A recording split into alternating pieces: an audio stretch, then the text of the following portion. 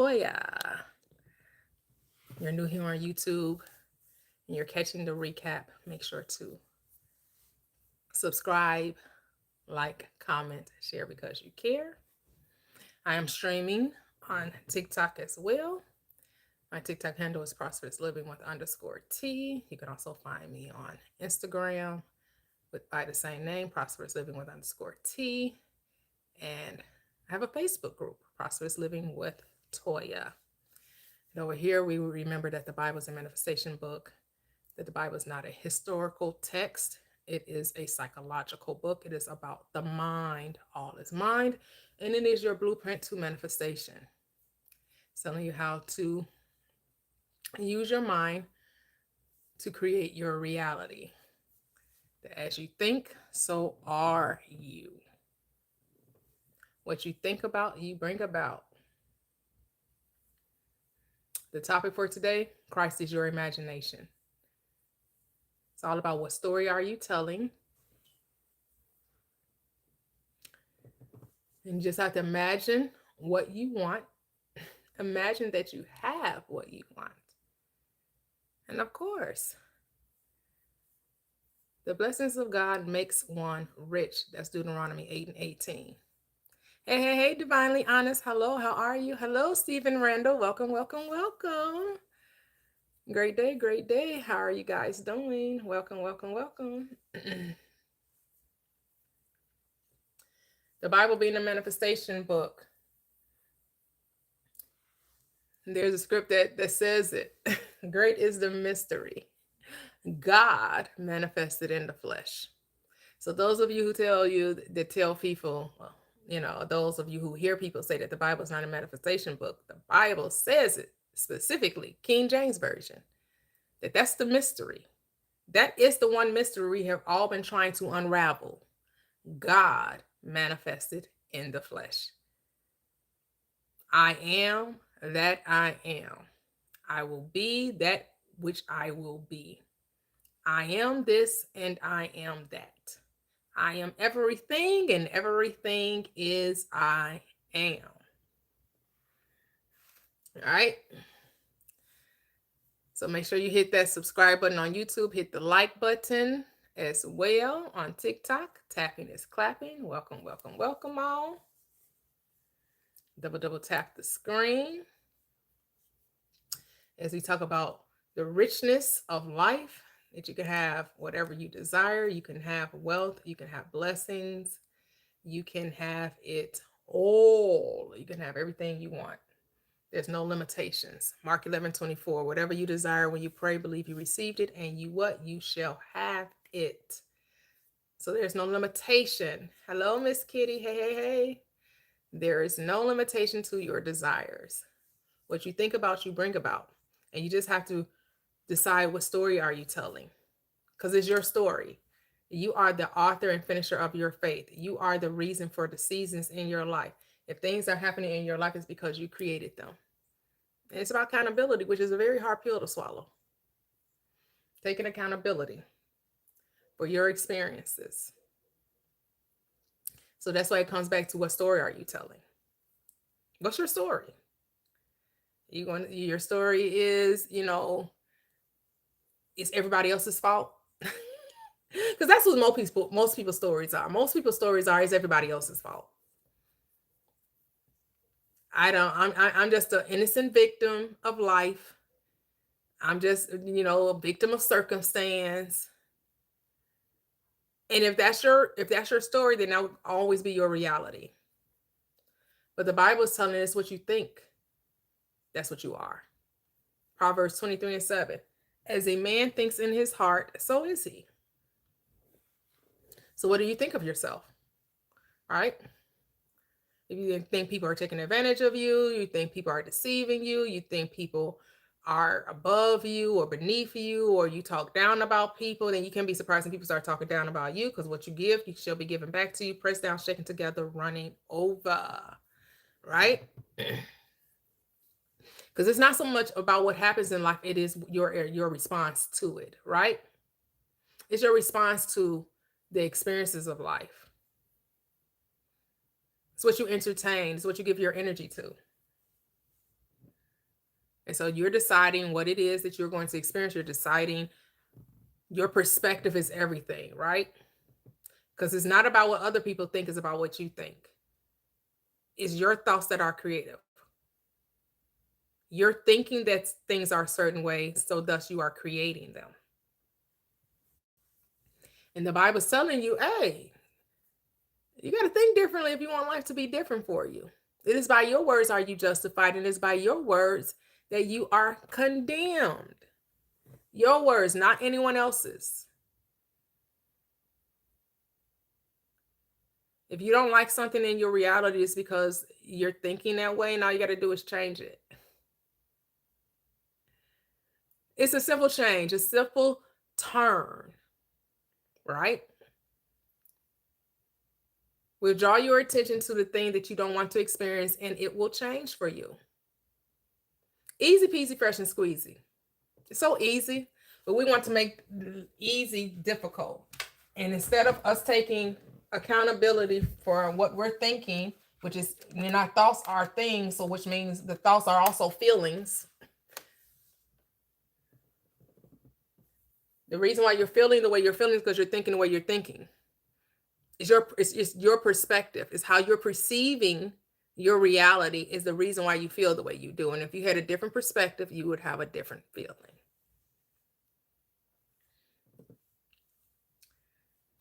And so as we double tapped 10K the easy way on TikTok, that's when we open up the panel.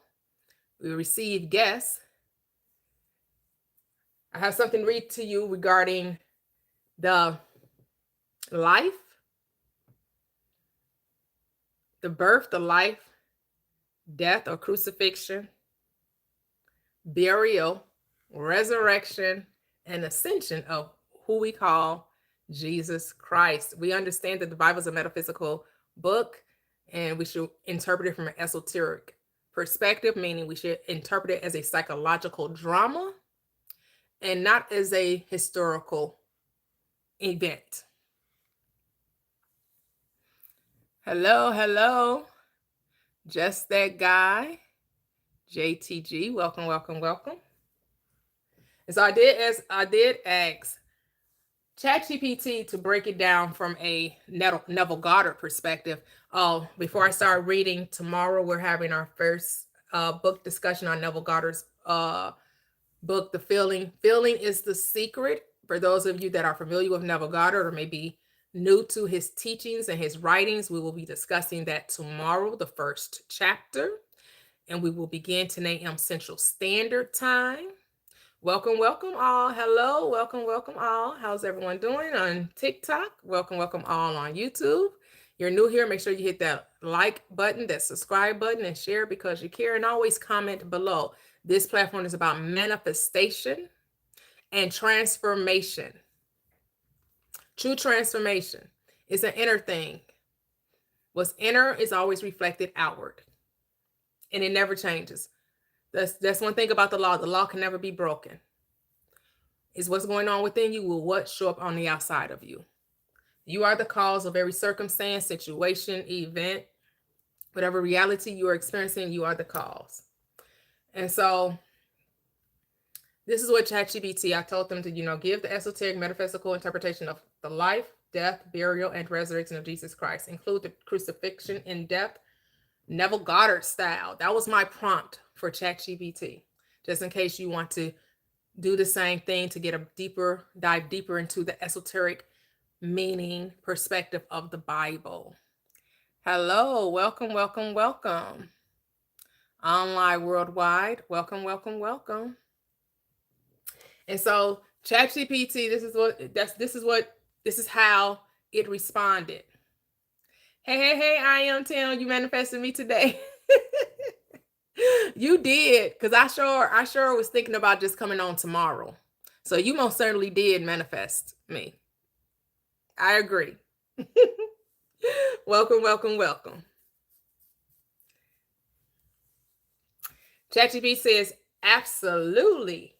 Here is a Neville Goddard inspired esoteric and metaphysical reading of the life, death, burial, crucifixion, and resurrection of Jesus Christ. This is a symbolic interpretation, not a claim about historical or orthodox Christian doctrine.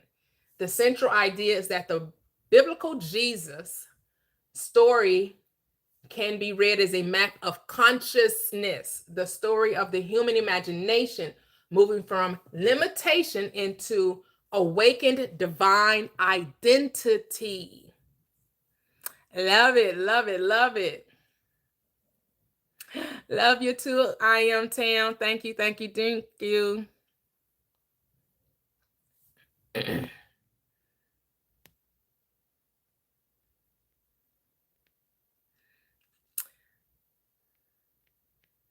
Well, for me, Jesus is a personification of every being born of woman. So, hey, Latoxic. For me, Jesus Christ is not a real person, just a character in the Bible. And so, the esoteric meaning of Jesus Christ. Let's break this down. I love it. Don't you guys just love AI? ChatGPT, Claude, Gemini, right? Love it, love it, love it. Double tap the screen, 10K the easy way. You get to come up. We talk manifestation. We talk about Bible interpretation. We understand that the Bible is all about the mind. That's why Colossians tells you it is Christ in you, Christ in all, and is all, right? Yes. It says in this interpretation, Jesus, I don't agree with that. So I'm going to skip what that said. He says Jesus is not merely a man who lived 2,000 years ago. According to Neville Goddard's teachings and a lot of people that share the same perspective, Jesus was not a man. Not merely, just wasn't a man, just never existed in time and space, right? No. Jesus represents the awakened consciousness within every human being. All right? The name Christ represents the divine principle, the consciousness of God expressing itself through the individual. So the story is not merely Jesus did something for you. It becomes Jesus reveals what is happening within you. That's what the Bible is telling you. Christ in you, your hope of glory. Hey, she reveals. Welcome. Hey, Elizabeth. You're right. Is it with me or in me, or is it me? It's all that. It's all that, Elizabeth.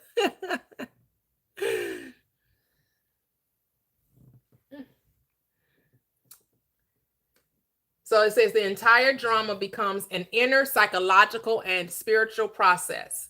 Birth, life, crucifixion, right? Death, burial, resurrection, ascension. This is the journey of consciousness.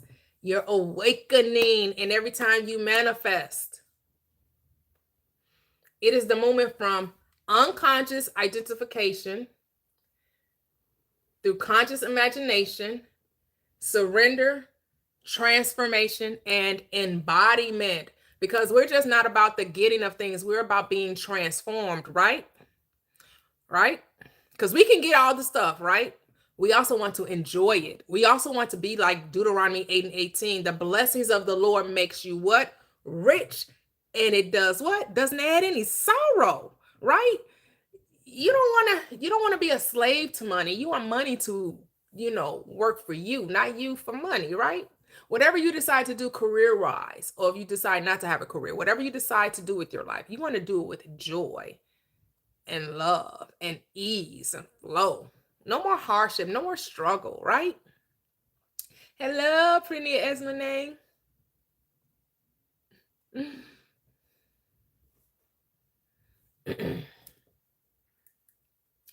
So it says the first one, birth of Christ, the awakening of divine consciousness. Esoterically, the birth of Christ is the birth of a new awareness within you, right? Now your eyes have been opened. Now you're like, wait a minute, what is really going on in this reality? What is really the cause of everything happening in your world?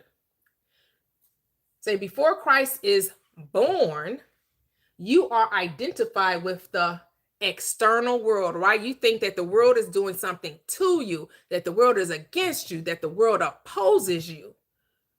You say, this is some of the things that a lot of us have said in the past, and some of us are still saying, right? I am what happened to me. I am my experiences. I am my circumstance. I am what other people say I am. That's a real, right? We always care about what other people think. Remember, what someone else thinks of you is what? None of your business. That's what you have to say there. What someone else thinks of me is none of my business. That don't have itch to do with me, what you think of me, right? Because the only thing that matters is what I think of myself. So who do I say that I am? Because the world will condemn you, the world will judge you, the world will poo-poo on you. You cannot let the word validate you or invalidate you. It is by you, it's by your words that justify you. And it is your words that condemn you. Yes, me, myself, and I. That's all I got until the end. And that's what I found out. Yes, ease and flow. Then something happens. A new thought enters consciousness.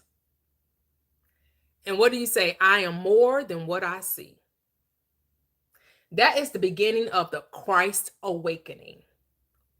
The Christ child is born in the manger because consciousness often begins in humble, seemingly insignificant conditions. The divine idea does not initially appear as a fully formed reality. The Christ, it says it begins as a thought, a desire, an assumption, an inner knowing. The virgin birth can therefore symbolize the birth of an idea that does not come from the evidence of the senses. The virgin represents a consciousness that has not yet been impregnated by the limitations of external appearances. This is why you are here in the manifestation community. Circumstances don't matter. Ignore the 3D. Ignore the external reality, right? So you're told to ignore it.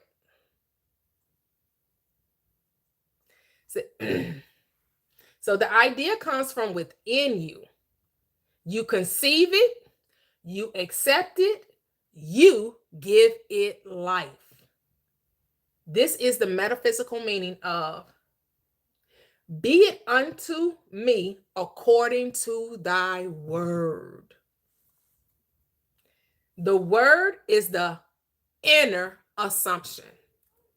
So this goes back to what story are you telling? What story are you telling? What do you say about you? What ideas are percolating in your mind? What are you ruminating upon?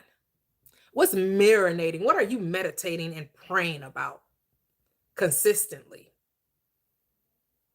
constantly, repetitiously? Because what you think about, you bring about. What you give your attention to expands and becomes greater, right? So 2 is Jesus and Christ, the human and the divine. One of the most important distinctions in an esoteric interpretation is between Jesus and Christ. Jesus represents the individual expression. Christ represents the divine consciousness. So Jesus is who? You. And Christ is who? Your consciousness, your awareness, your imagination. So Jesus is the form and expression, and the Christ is the awareness or consciousness that brings about the form of expression.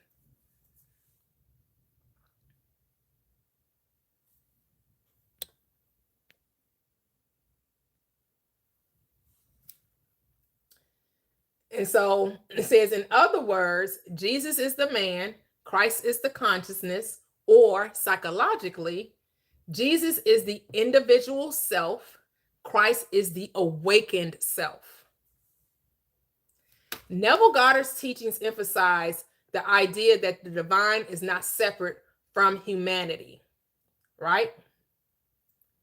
The Christ consciousness is the realization of I am. Who are you? Who? Hey, who are you? Jesus is me. The Christ is the ability to live a spiritual experience on earth. Woo! Love it. Like that. Love it. I don't know why they're filtering your comments, Elizabeth. Yep. Speaking those things that be not as though they are. That's it. That's it. So it says Christ consciousness is the realization I am. Before you say, I am successful, I am wealthy, I am loved, I am healthy, I am secure, there is simply I am. Before you attach anything to the I am, you know that you are, you know that you exist, and then you will attach. This is where we get it from Exodus 3:14. I am unconditioned consciousness. That the thing desired, I am. That thing desired expressed, right? The conditioned thing. So I am that. I am the unawareness, the unconditioned awareness, that conditioned awareness. So the invisible becomes what? Visible. That's all. Because the I am is invisible, and then it becomes that thing expressed in form, the conditioned. Yes. Okay. All right, Allotoxic. That I am is the foundation of consciousness. The words that follow determine the identity you inhabit. That's why you have to be so careful about what we say, right? And what we think, what we identify with. This is where the Bible also says you have to guard your heart, your I am, your unconditioned state with all diligence, because out of it flows the issues of life. The invisible becomes visible based on the instructions you give it. So what are you telling it? What is your instructions? Right? What are you adding to I am? Because it all begins and ends with you. You are deciding what you're going to experience based on your self-concept. And your self-concept comes from what? The story that you're telling. This is your play. This is your movie. Remember, you're the producer, you're the author, you're the director, and the star. So you should be writing a story that is amazing, that makes you grand, that makes you big, that makes you large, that makes you brilliant, intelligent, amazing, beautiful, right? Successful, joyful, loving, kind. That's the story you should be telling. How amazing you are, how brilliant you are, how beautiful you are, how dynamic you are, how easy life is, the joy of life, the love of life, the peace of life, right? Main character energy, that's it. Okay, we're well over 10K. Let's go. We got to 10K real quick. Real quick. We got to 10K real quick. All right. Man, we always get to 10K this quick. Let's go. I love it. I love it. So the panel is available. It's open. I'll continue to read ChatGPT until we have some guests on the panel. On YouTube, hit the like button, hit that subscribe button. If you want to come up and have a conversation, my panel is available on TikTok. My TikTok handle is Prosperous Living with _T. Where tapping is clapping. We're at 10K. Let's get to 30K. Double tap the screen. Share the live. Like the live. Welcome all. Welcome, welcome, welcome.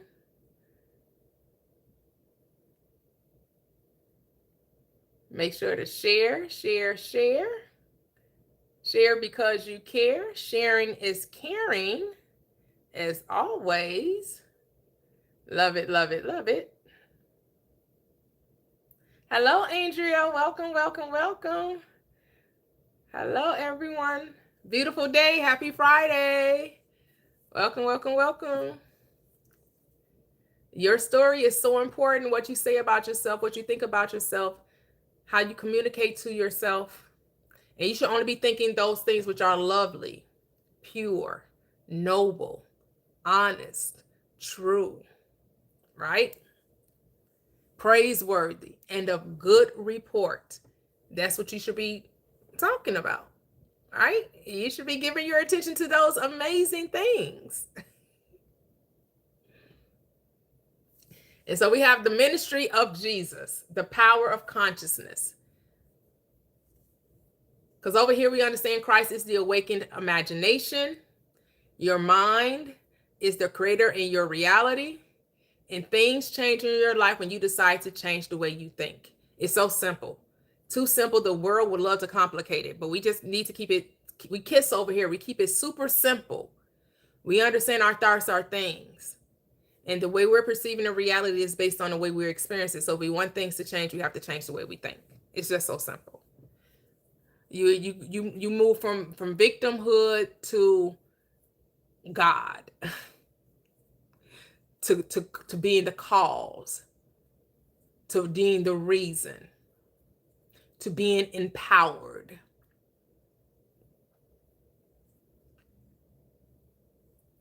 So the ministry of Jesus Christ, the power of consciousness, the miracles of Jesus can be interpreted as demonstrations of the power of consciousness. Healing the blind represents gaining inner vision. Healing the deaf represents becoming able to hear truth within yourself. Healing the lame represents restoring your ability to move forward in life. Raising the dead represents restoring something you believed was permanently lost. Walking on water represents moving above the emotional turbulence of circumstances, right? You learn to master your emotions. You become emotionally regulated, where you're not easily offended, right? That that you put everything in its proper perspective and understand it's the reason why you may be feeling a certain way is because of the way you're thinking. All right? It's because of the way you're thinking. Hello, hello, hello, Miss Trish Ann. Welcome, welcome, welcome. And if you had just decided, instead of blaming a devil or demon or another person for how you're feeling, you understand that that you are the cause, that no one is doing anything to you, that everything is happening because of you. And I know that's a hard pill to swallow for many of us, right? And for many of us, we're like, no, it's easier to blame the other for the way we're feeling, but no one is ever responsible for your feelings. Only you're responsible. You always have a choice of how you decide to experience any circumstance. So that's why you have to ask yourself, what story am I telling? Because that's your reality. And so if you want a different outcome, you have to switch it up. You have to revise. You have to change it. And you have to take ownership. You have to take accountability. You have to be responsible for your own thoughts, for your own feelings, that no one else is responsible for how you feel and what you think and what's happening in your reality. You are the cause. You are the author. You are the finisher. You are Alpha and Omega, beginning and end, first and the last of your experience. No one else is the cause. You can't blame anyone else. I know it's easier to blame other people, but the only way you're going to change something in your reality is to what? Tell a different story.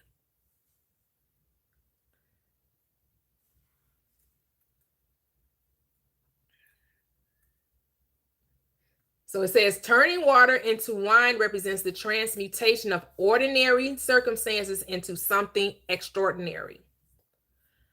The feeding of the multitude represents the realization that consciousness is not limited by appearances, right? You don't let appearances dictate. Circumstances has no reality. The reality is within you. The miracles are therefore not simply supernatural events. They are demonstrations of a principle. And the principle is reality is not as fixed as you think it is. So, although the external world appears to be final, but consciousness is creative, right? Imagination is the only reality. The outer world is constantly responding to the inner state you occupy. This is why Neville emphasized the importance of assumption. What are you assuming about life? That's what's going to be true for you. He said, you don't merely wish for a different life. You enter the consciousness of the person who already possesses it. Mark 11:24. Therefore, I say to you, whatever you desire when you pray, believe you already have it and you will. You have to assume the possession of the state right now.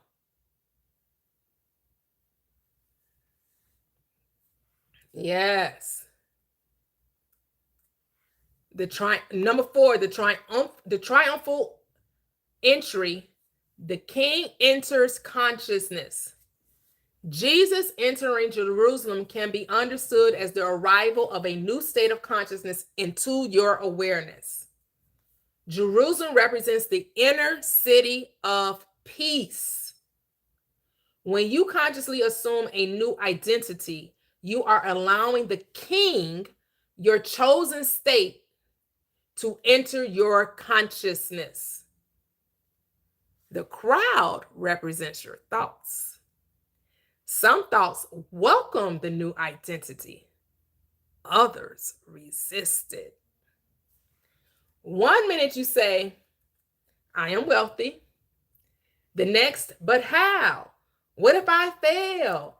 I don't have enough money. Look at my bank account, right? Walking by appearances instead of by faith. You're questioning, where is the money going to come from? And what do we know about manifestation? Thank you, Uncle Lurk. Welcome, welcome.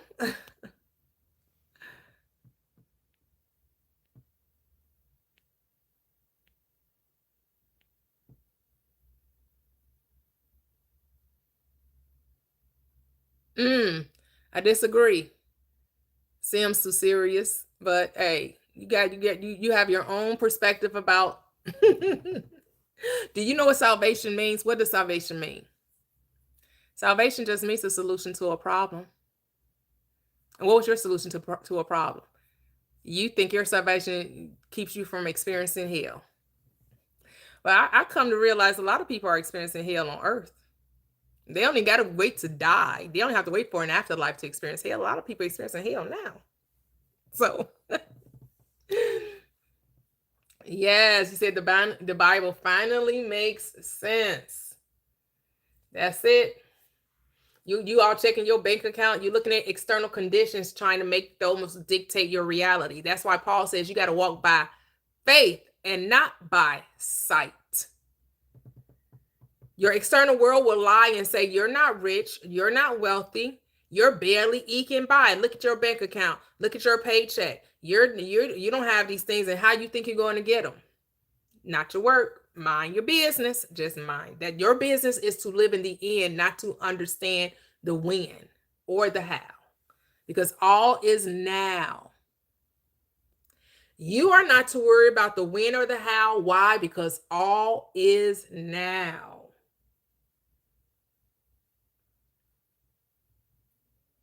It says the inner crowd is divided, which is your thoughts, but the Christ consciousness remains focused.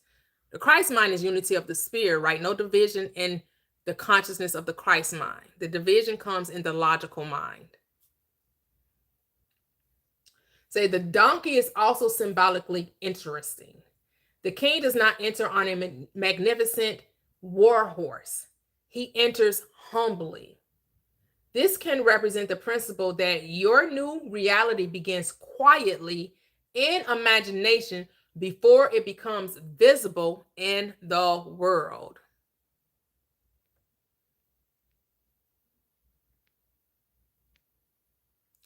Yes, when? Tomorrow. Tomorrow comes today. Say that. Love it. RSNS 776. That's it. When? Tomorrow. Tomorrow comes today. Tomorrow. Tomorrow.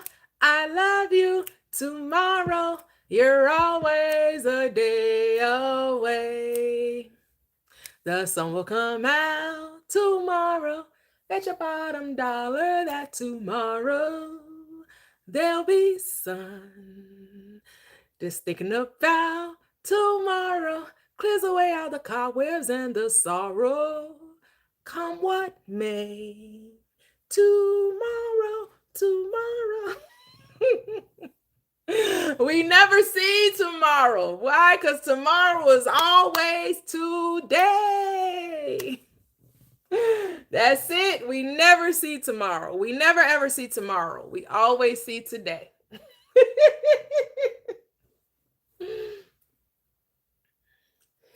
You never look to the external to proof to begin. The assumption comes first. Let me read that again. You do not need external proof to begin. The assumption comes first.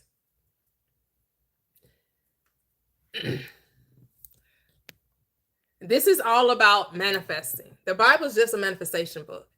Even the life of the said central figure of the Gospels, Jesus Christ, is all about manifesting. The virgin birth is a new idea that you didn't need another man to give you, right? That all comes from within. All of your ideas, all of your desires come from within you, not from outside of you. Because they're your thoughts, and your thoughts don't happen out there. Your thoughts happen in here, right?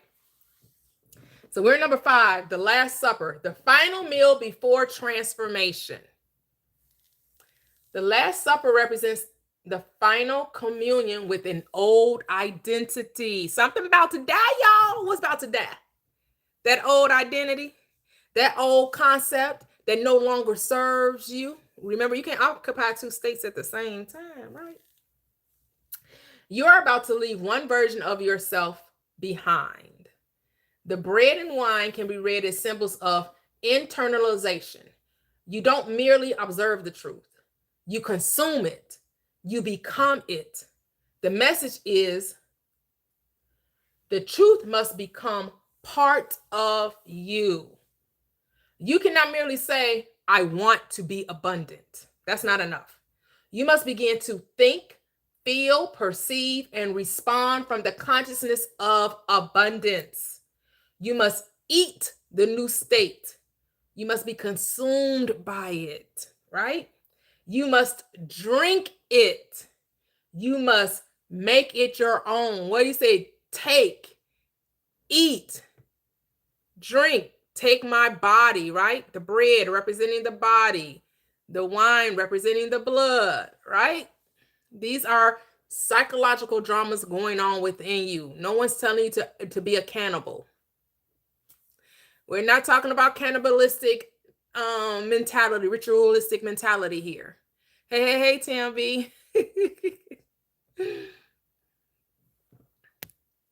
This is all symbolism that the church mistake for ritualism.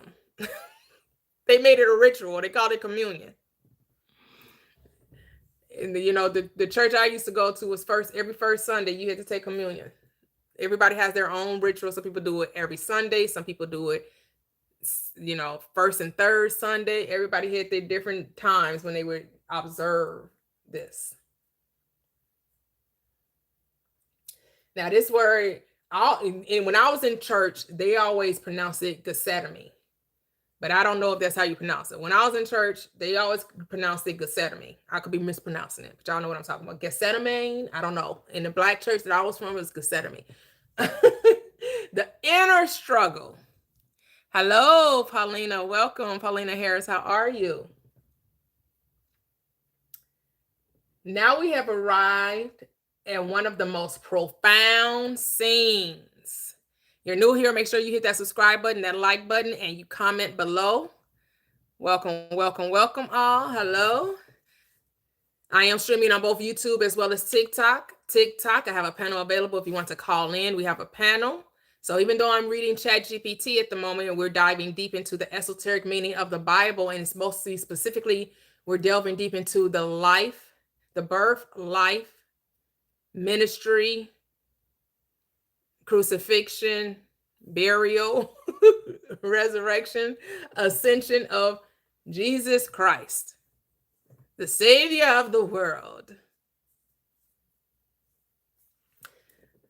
Oh no, Orthodox, they like to argue. Are you Eastern Orthodox? Ellipsis, are you Eastern Orthodox? Then you want to come through and argue. Y'all love to argue over the script. Y'all love to debate. Is that what y'all do when they take y'all, when you become Eastern Orthodox, you become an Orthodox, you have to go through a class of debating scripture, even though that's anti-scripture, anti-biblical? Because the Bible doesn't tell you to debate it. It tells you to teach it. It's good for correction. It's good for instruction. It's good to study. But if people don't agree with you, you're supposed to shake off your the dust off your feet and keep it moving. It said, this is the place of inner conflict. The old self knows it is about to die. The new self is about to be born. This is what Christ said, what? You must be born again. If you want to enter into the kingdom, you must be born again. What did Nicodemus say? How can I return into my mother's womb a second time? What you talking about, Jesus? And he like, really, dude? You really think I'm talking about a literal going back into the womb? Come on, man. How are you supposed to be a teacher of the law and you don't even know what I'm talking about? Go sit down somewhere. Yes, the great debaters. I love that. Thank you, Paulino. Thank you. Yes, I'm reading ChatGPT.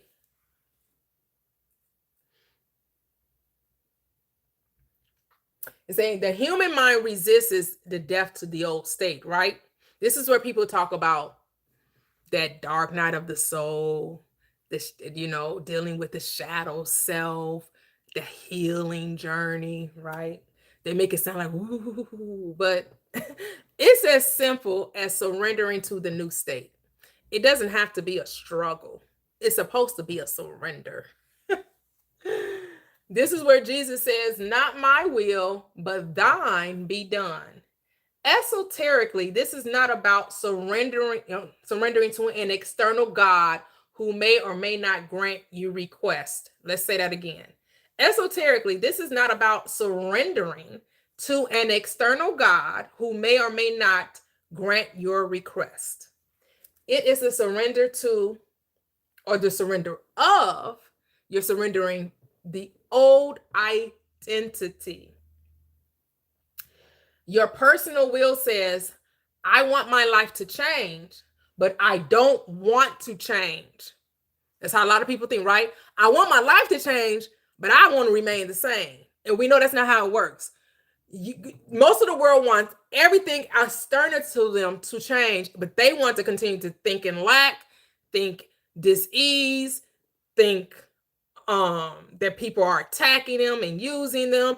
Everybody wants everything outside of them to change while they remain the same. That's why they never see a change. That's why the change never comes.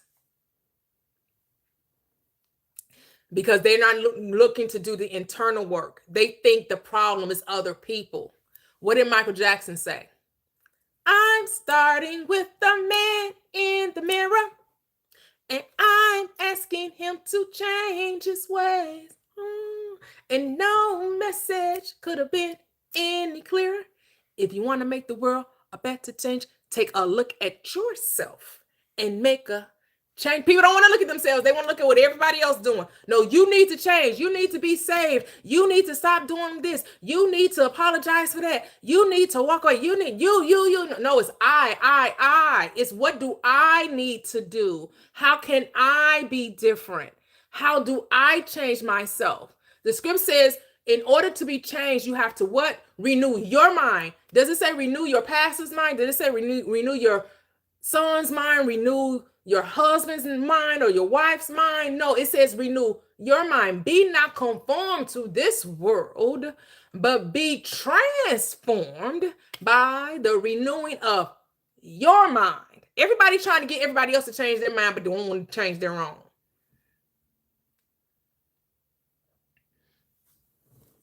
And that simply is not what's taught in this Bible. The Bible is not telling you to change other people. The Bible is telling you to change you. Hello, Myra. Barrientos, welcome. Hello, Journey. Did you mean to come up? Yes, I did. Oh, hello. How are you? I'm good. How are you? Amazing. Thank you. That is awesome. I'm resonating so much with the conversation today, and just hearing you talk and share. I just wanted to share with you that I am a living witness of my world did not change until I looked within.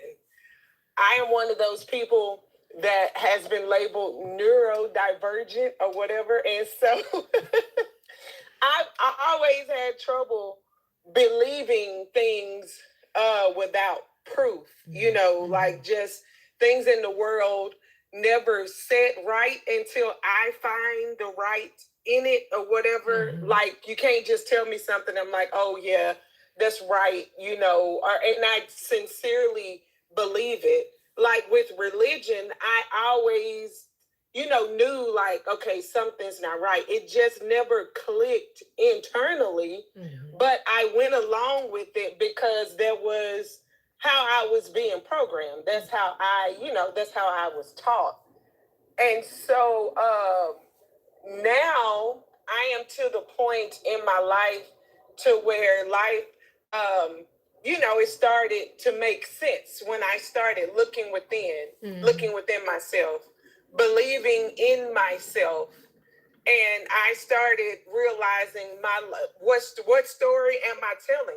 What do I believe? And that's when the world and life started to make sense. I had all the aha moments of this is about me. I am the creator. I am everything. What I see is not only what I get, it's who I am. Because everything is me. Everything is me pushed out or whatever. But yes, and I was thinking when I was listening to you talk, I'm like, oh my God, I love this. This is why they say you are who you hang around or whatever. Like I hang around you on this, app or whatever. But I'm telling you, since I started listening to Neville Goddard and you and others, it's like I learned to believe in myself so much more. I've been learning so much. And I just tell myself, you know what, girl, this is your time. This is your time. This is your time to shine in life, in this world. It's like you got it. And nobody can tell me different. It's like a computer that needed to be reprogrammed, because it was, how you program, computers are programmed a certain way. And sometimes when they get a virus, you got to go in and you got to wipe it clean and start all over. And I feel like that's what religion and just everything that I had in my life, it's like it was a virus and I needed to be reprogrammed to start all over, to figure out, what do you believe? What do you see? How do you feel or whatever? So I stopped letting everything tell me and I start telling it or whatever. Like, no, this is how my life is going to be. No, I don't believe it. No, no. Even reading the Bible, I was explaining to my husband, I was like, listen, there are deeper meanings. There's no way that you could take this book literally, or you're crazy. You would be crazy to believe in an all-loving, all-knowing, sovereign God that did all of this stuff, if you take it literally. Yeah. But if you look at it metaphysically, and if you use the mind science and you realize this is all about me, Yeah. it's telling me that when I go into these territories of my life, that I can claim these things, that I can defeat these things in my mind, Yeah. that these things does not have to live. I have to wipe it clean, the big and the small or whatever, not go kill some babies and the women and the kids and all of that. I'm destroying those thoughts, those strongholds in my mind that are trying to take me down, Yeah. that are trying to wipe me out.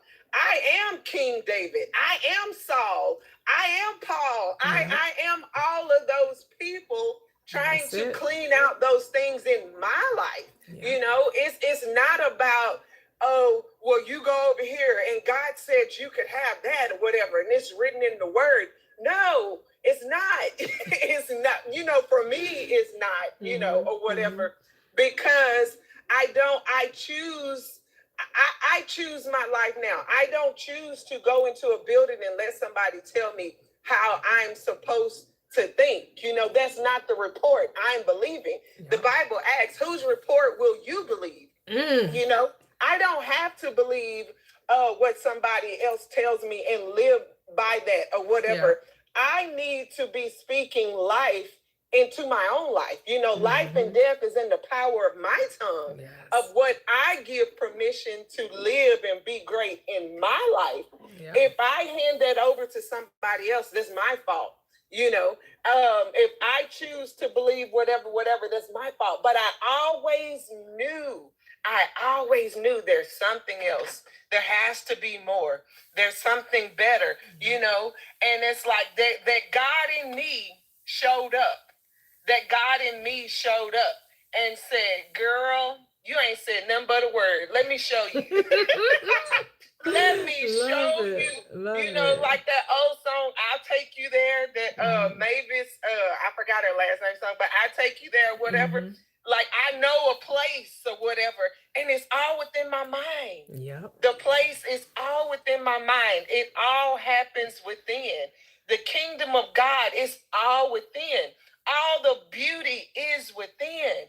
And I spent so many years looking without to where now that I know, you know, and I know you refer to songs a lot, and I think that's why my mind is doing this. But you know, it's a song that says, can't nobody tell me nothing. Can't nobody tell me nothing.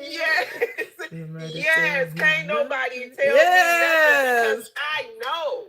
And as long as I know for me, as long as I know within, there's nothing that anybody or anything without can do. As long as I'm good within, nothing without can do me any harm. And that's the story that I'm telling. And those are the blessings that's making me rich and allowing me to see the Bible and to see it manifesting in my life. You know, beautiful. I'm not interested in a fairy tale. I'm interested in the manifestations. I'm interested in what's happening now. You know, you can keep the stories from long ago. Oh, let me tell you about a man. Let me tell you what happened on the cross or whatever. Baby, tell me what's happening now in your life. How is that affecting you now?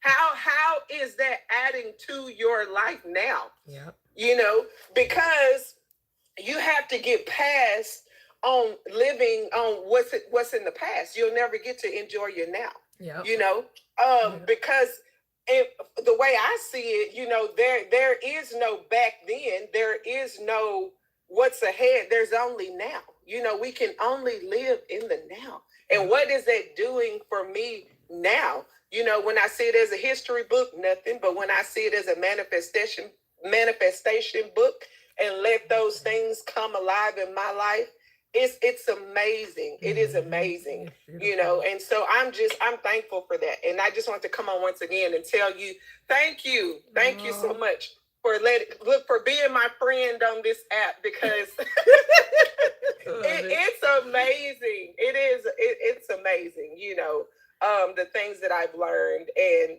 when I hear you share, and I take notes, and if I don't take notes, sometimes I have my little recorder and I record things and I go back and write it down.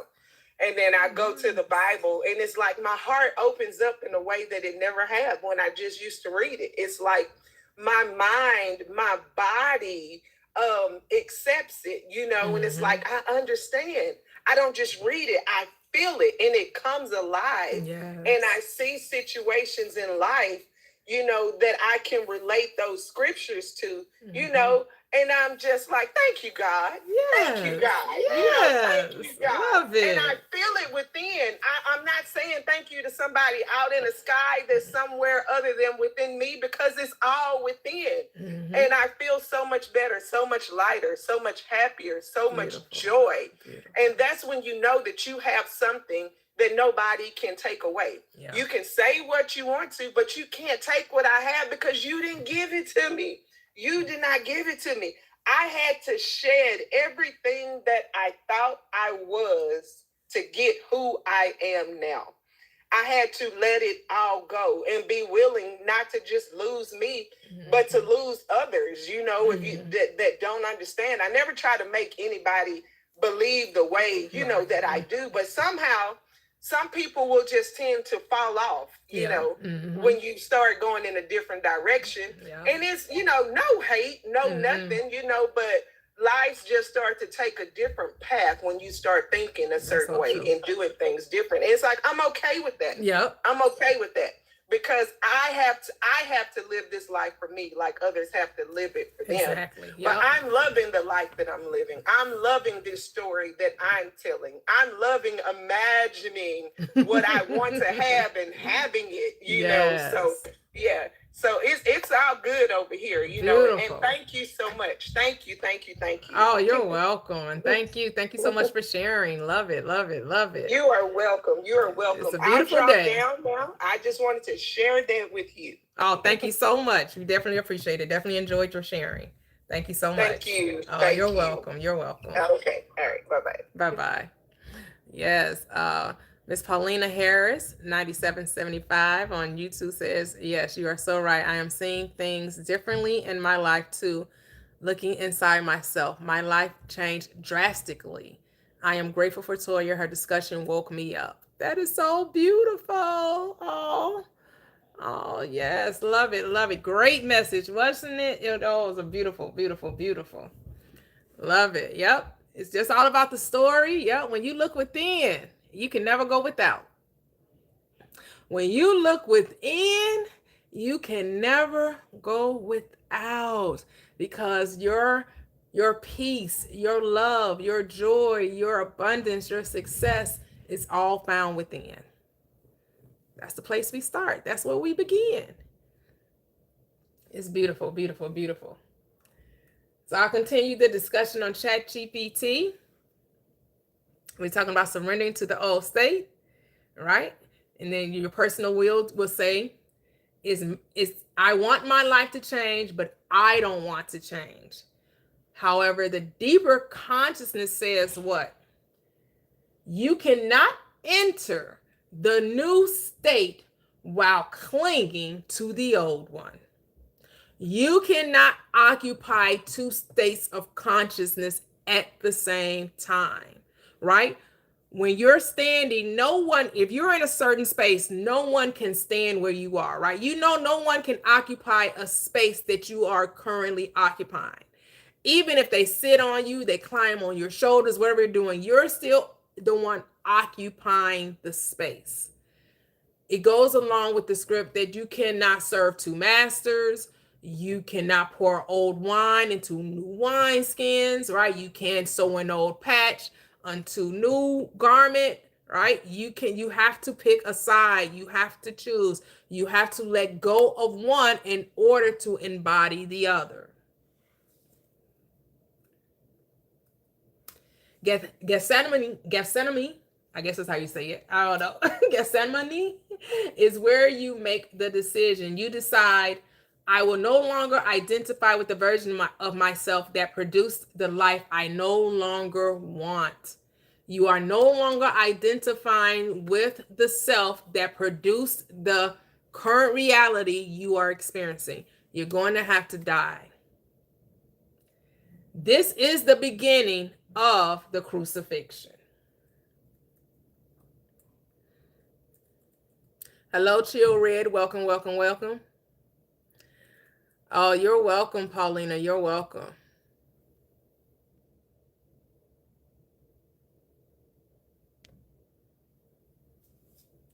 Welcome, welcome.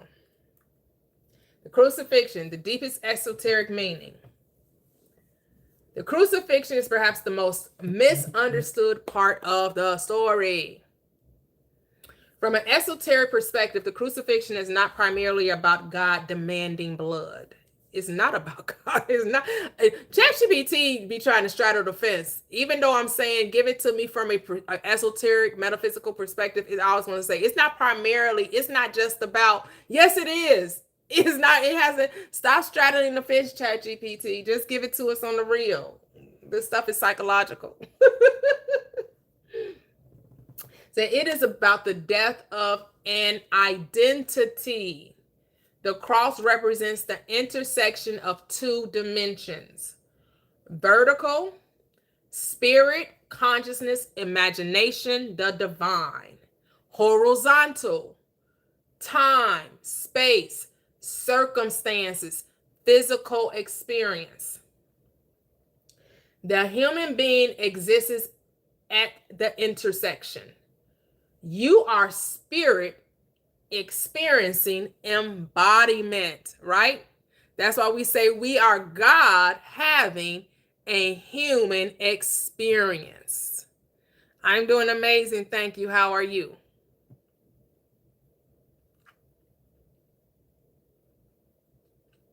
You are consciousness experiencing form. The cross, therefore, represents the incarnation of consciousness into a particular state.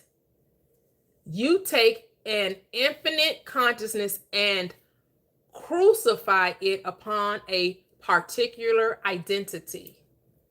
And this is some of the things that you are nailing to the cross. You say, I am poor, I am rejected, I am not enough, I am unlucky, I am unsuccessful. Or you can say, I am successful, I am loved, I am abundant. You have nailed infinite consciousness to a particular state. This is the crucifixion. Whenever you identify yourself with a state, you are being nailed to the cross. It's being crucified.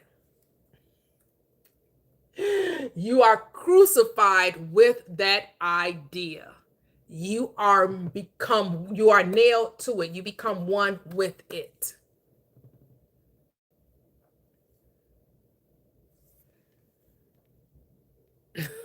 Interesting.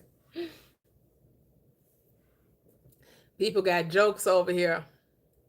Say, oh snap, that's so deep. Wait a minute. Why this person said, you know how I know Jesus was gay? Because every prayer ends in amen. That's funny. That's crazy. I don't Jesus. Well, you know what? For me, Jesus never existed. You thought that was funny, Elizabeth?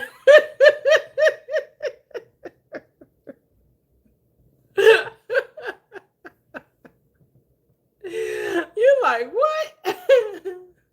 What?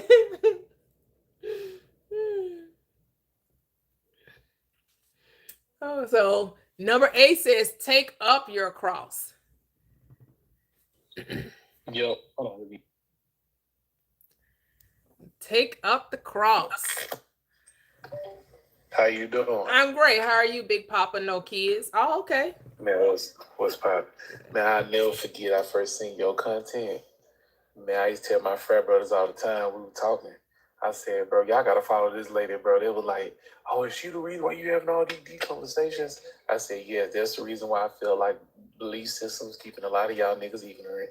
And when I tell you your content, I've been following you for so long, and I'm gonna tell you how long I've been following you. Let me step outside to work. Give me 1 second. Okay. Let me step outside. I don't want nobody to call. Oh, shit, hip on. Let me step outside. Hold on. Okay.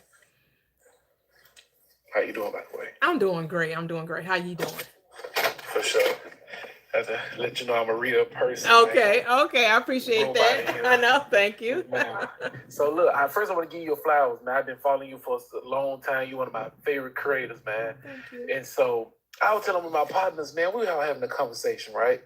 And cause we finna start our own podcast too. All right. Wait a minute. Wait a minute. Yeah, for sure. So I telling my friend brothers there, I was like, gee, y'all ain't never noticed how our community, bro, we're a lot of us waiting on Judgment Day, waiting on something bad to happen. I said, y'all don't feel like this is being indoctrinated? And they're like, why you say that? We talking. I said, bro, it's 2026, and it's still YT churches and black churches separated. We are here making excuses with our own belief system to continue to do dumb shit.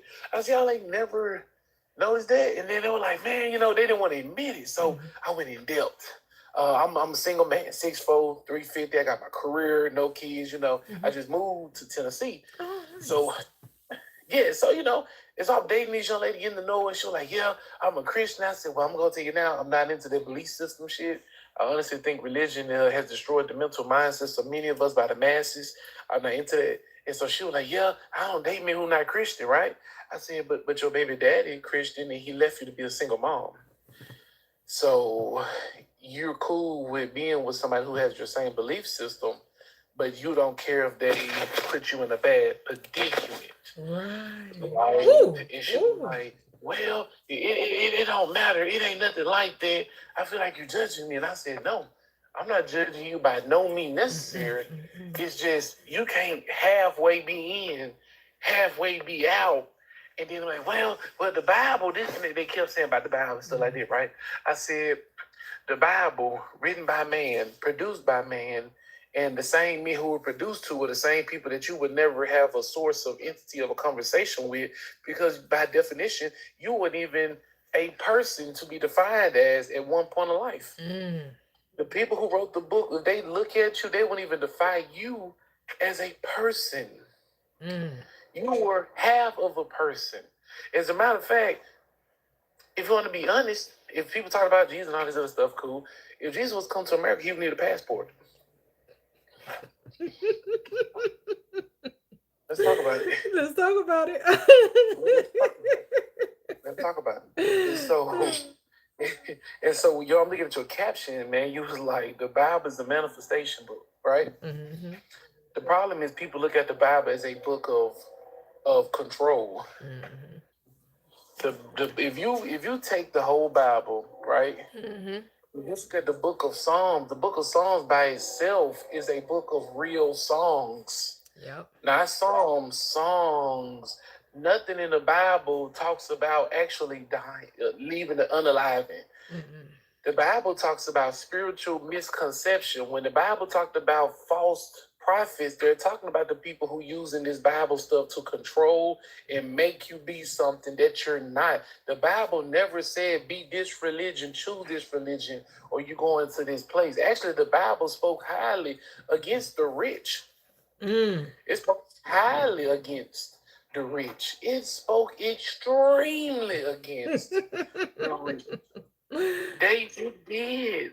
So when people talk about, oh yeah, I'm a Christian and I'm trying to make you be something, isn't that a form of abuse?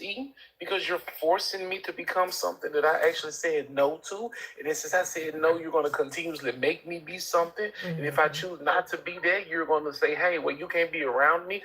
Isn't that a form of abuse? Because you're me be something that I first told you that I didn't want to be. And since I told you I don't want to be, you're upset. And you're trying to force me into your idealism? Okay, come on, man. Yep. Can't fool. And when I tell people, they be like, man, I have a master's degree in criminal justice. And I've studied history and theology for the majority of my life. Oh, okay. So when people have conversations with me, I tell them this is not nothing that I came off the dome with. This is research. This is real deal research. And when I argue with people, they say, oh, well, why you don't believe in nothing? I said, I never said I don't believe in anything. I said, but the divine feminine is actually something that you need to lock into. They're like, what you mean? I ain't giving a woman no money. Why I got to do this? I said, the divine feminine is not female. Divine feminine is the divine entity of all things. And they're like, man, I said, yeah, because the first form of God was actually a woman. Mm. They're like, man, I don't want to believe that. I said, okay, the first form of God was black women, black Moorish women, who extended their lineage out to black African women. Black African women extended their lineage out to black African American women.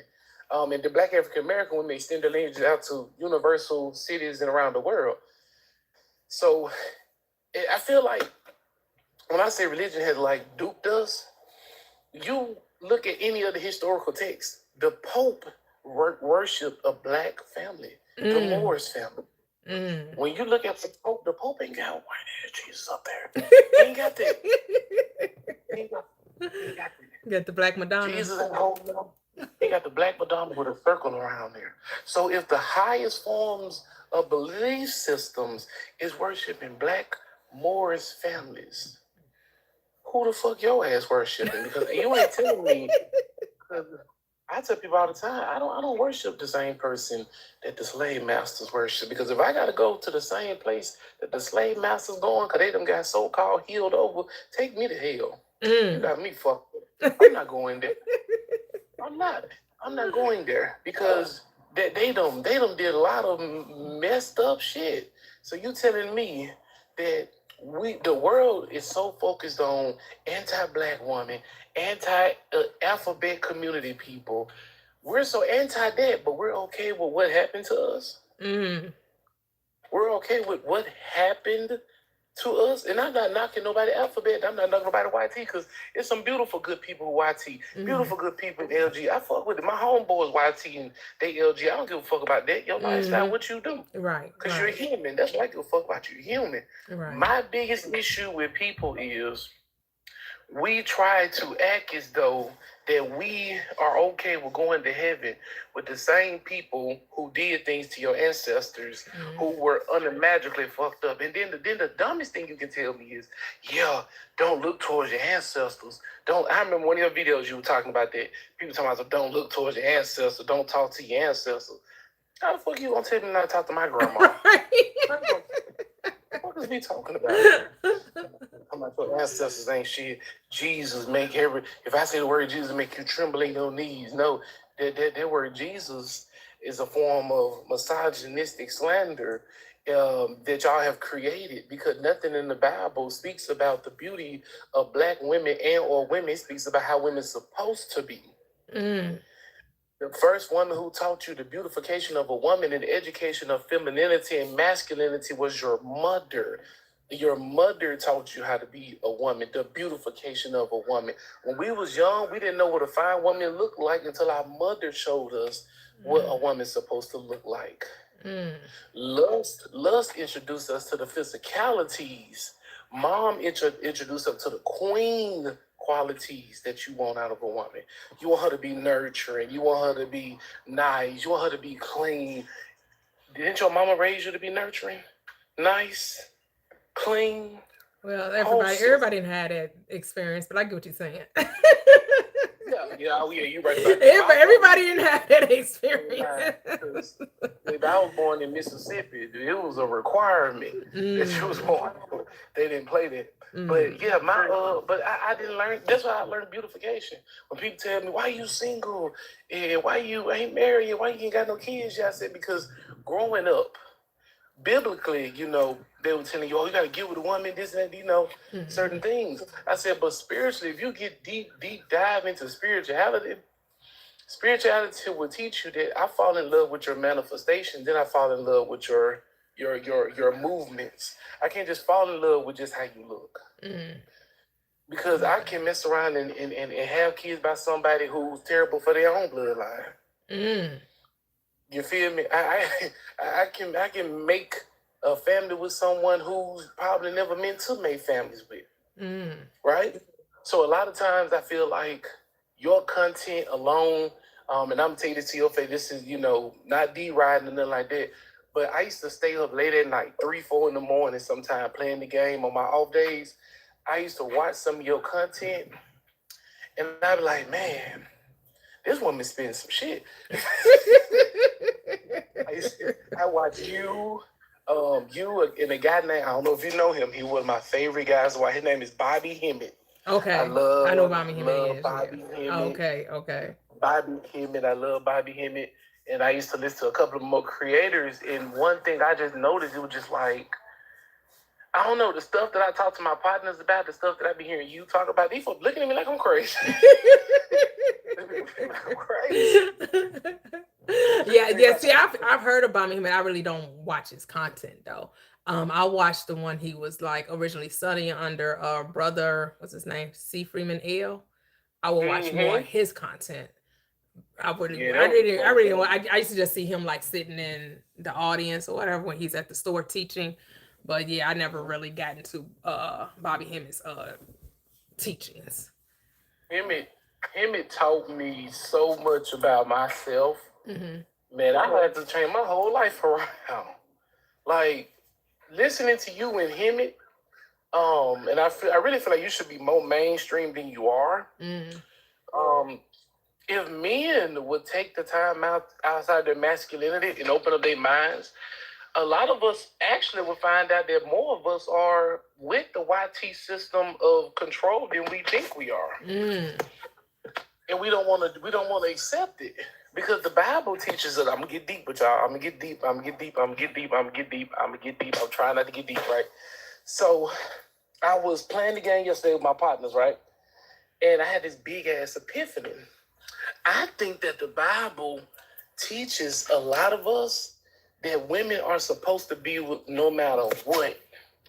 So now a lot of people think in their mind that, it's entitlement that a woman better be for me, better be mine, Mm-hmm. or else. That's when religion, a lot of religion, not the Bible, a lot of religions make women and make people feel a type of way for not being picked the way that they Mm-hmm. should be picked Yeah. because you're forcing them to be picked, right? So I Yeah. tell them, my But that's partner, I only said, bro, do because you the feel Bible is taken literally and it's never was meant to be taken literally. exactly? It was never, the Bible don't even supposed to be this big. What happened was, and then this goes back to my understanding and research, right? The Council of Nicaea came up with a strategy by saying, hey, if we're going to profit off this, we might as well go ahead and make a lot of denominations and profit off of it. Because people were taking this book and going crazy and going rampant. And so that's what people now are doing the same thing. They're taking, they're taking actually, if you want to be honest, they're reading the Bible in subsections. So the pastor can teach them the BS. Cause there ain't no way that a pastor gonna tell a grown woman, yeah, stop liking women. You've been liking women all your life. And then you telling me at 28, she done ran through all these women, but at 28, she has to stop liking women and start liking men. Right. Yeah. That's abuse. This you motherfucking crazy. That's just like telling a man he been liking men for 28 years. He ain't never dated a woman. Right. And then year 29, he gets saved by the Lord, and all of a sudden he has to stop liking men. Do you know how crazy that is? Yeah. It's wild. It's wild. But yeah, I mean, I let Christianity have it. They do their thing. None of my business. I mind the business that pay me. Let them, because I used to be a Christian. I used to teach Sunday school. So, I get it. But that's because people want it that way, though. You kind of realize a lot of people don't want to think for themselves. And so, it's part of the programming, it's part of the conditioning. And, it's easy to be scapegoated. It's easily or to look for a scapegoat, right? So, Plus, do you know how crazy that is, though? Like, can you mentally bear? Like, you got to think you are a very attractive woman. Can you imagine somebody saying, "Yeah, tomorrow you got to start dating women"? I know you've been dating all your life, but tomorrow, baby, you got to go and get with this woman, and that's who you got to get with. No, and it's a buts. It is what it is. And people accept it though. Right? People accept it. You have men telling other, hey, if they come into their, like Mormonism, some of them, especially those FLDSs, where they're like they have one leader and the leader say, well, I decide who gets to be with who. I want your wife. Your wife is going to be within. They're gonna, mother, they're gonna be the mother of my children, and the men be okay with it. It's just like the manipulation, the psychological manipulation that goes along with religion is almost mind-boggling. But that's because you realize people are in search of self, but instead of going within, they go outside. And so because they don't go within, they go without. Yes, hey, that's deep too. Because but it's so when I say it's like a psychological, it's not even just a warfare. It's like a teeter tatter. Like you ever remember teeter tottering, where one is go up, one go down. It's like they battle with what they want. You know, I knew a young lady that I was very cool with, and I'm watching her battle. You know, she been dating women all her life, and now she got this kind of decent physique. If she thick, people when she walk by, people gonna kind of look.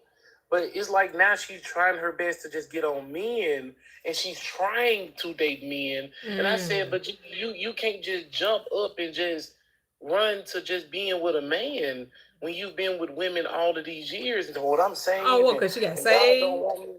Yeah, God don't want me to be with no woman, and woman on woman, and man is an abomination. Now I'm talking about just biblically bibled out, right? And now she's struggling with her love life because when she get drunk, she still want to kiss on women, and but when she's sober and she just tries her best to force it and force it. Yeah, she don't I be true to gotta be herself. She thinks she gotta abide by these rules of Christian. prosperous. Yep, man. We went out and got drunk one night, and she met these two girls. Women, they always be clingy, and they meet up. Meet strangers, they become friends. She kissing both of them, finna have her little menage a trois.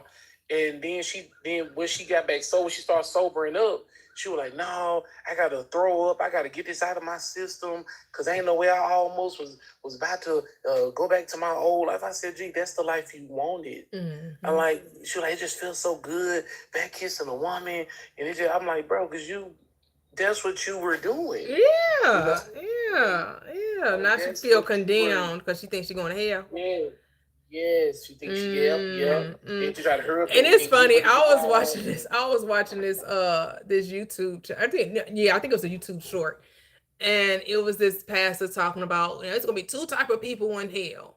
Jesus talks about two type of people in hell. He says there will be um crying and gnashing of teeth. So he said the ones crying, they're going to recognize that they were the reason why they ended up in hell. They're like, oh my God, they're going to be in such despair. But he said the gnashing of teeth, that's allegory. That's a parable. And so the gnashing of teeth are going to be the ones that's there with righteous indignation, putting their fist up at God, saying, "Why did you put me here? How dare you? How dare I end up here? How dare you do it?" And he's like, "Well, if I end up there, if I happen to be one of the people that Jesus says, away from me, I never knew you, and I end up there, I won't be one of the ones, you know, gnashing of teeth, because I'm going to recognize that I can't blame God. The reason that I'm here is because of my own volition. It's because I made a choice, and that's why I ended up here." I was like, boy, I'm like, they real smooth, boy. They real good, boy. I'm like, they really be trying to make people think this ish is real and really try to condemn and make people feel shame and guilt. I'm like, They do, and then when they get behind them, when them cameras go off and ain't nobody looking, they taking dick. So shut up. They do all these. Oh, don't do that. They go do it, and it's crazy because they had to interview this guy. He's an atheist, right? And he doing interviewing people, and this woman was talking, and he said, so that woman, he said, so that girl, they got caught with that 20-year-old. How do you feel about that? And she was like, yeah, well, God don't make no mistakes. He was like, what?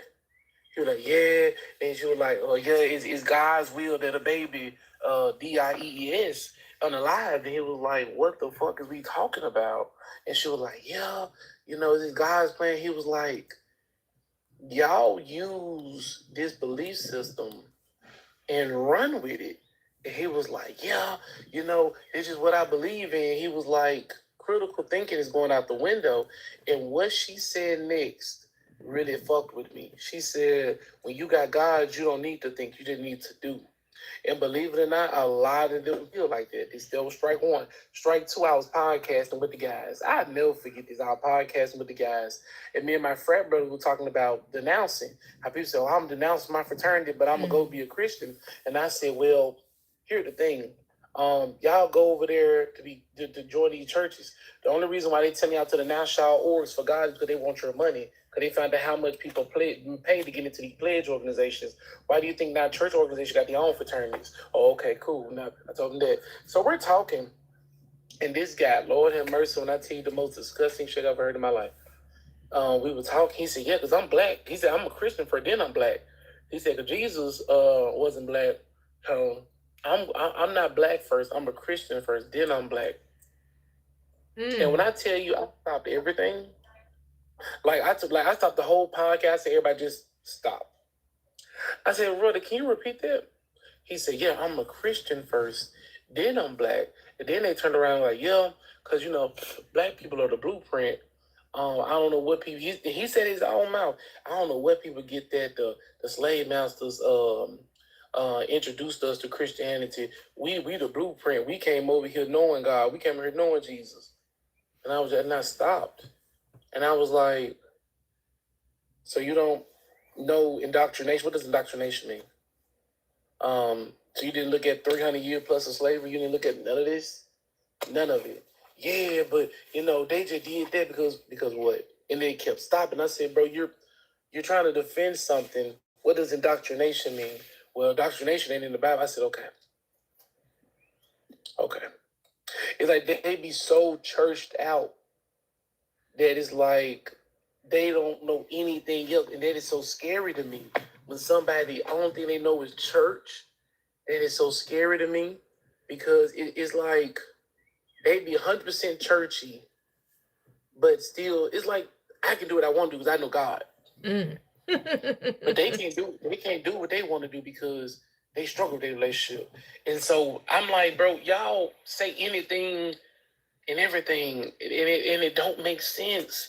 Like, as a straight man, I want you to do this for me, and whenever you get a chance to do it, do it. I want you to have a men panel, right? And I say, hey, y'all, just be real. Just ask them how many men are in their inbox that are super churchy just trying to get with them. You'll be surprised about how many men in their pulpit inbox straight men and try to flirt with them and use God as a way to get with them. Oh, wow. It is 6 men. 6 men have tried me like that. Oh, wow. Like, so you should come to my church. And I said, I'm not really religious like that. Oh, it's okay. You gonna find God. It's cool. Blah blah blah. And then a couple of handsome man, but God told me I can't be with no other man. But if I could, I would be with you. And I'm like, but I don't like men. What? And it's like as soon as I tell them I don't, yes, but I can show you messages. Oh no, I believe you. It's like, oh wow.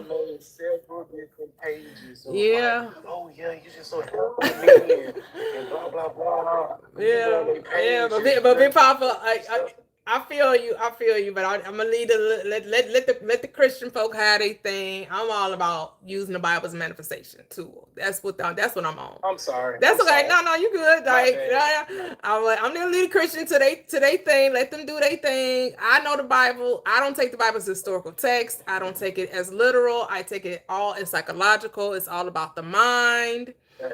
And so, that's what I'm all about. And somebody said quiet on the creek.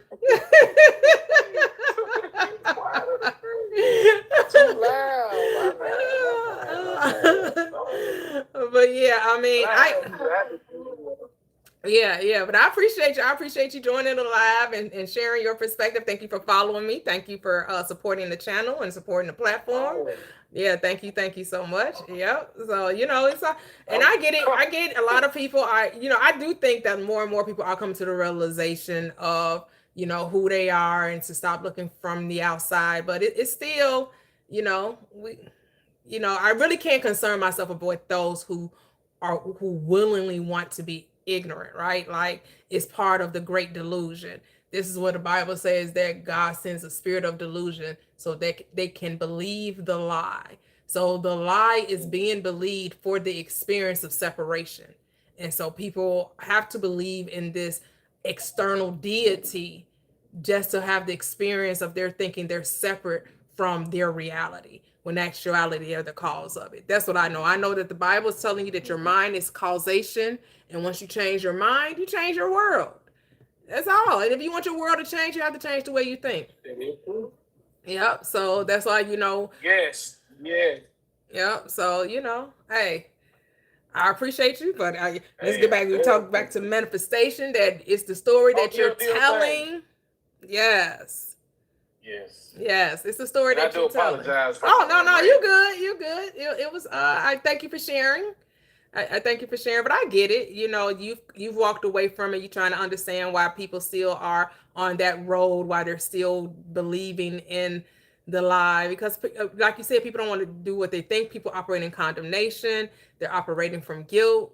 Like you said, the young lady that went to church and decided to give her life to Christ, she's still struggling with her identity because she's letting the church tell her who she should be when that was already decided. She was already decided that this is what her choice was, but she thinks is wrong because somebody read a book and told her, no, no, no, God don't want you with, don't want same sex relationships. God only wants heterosexual relationships.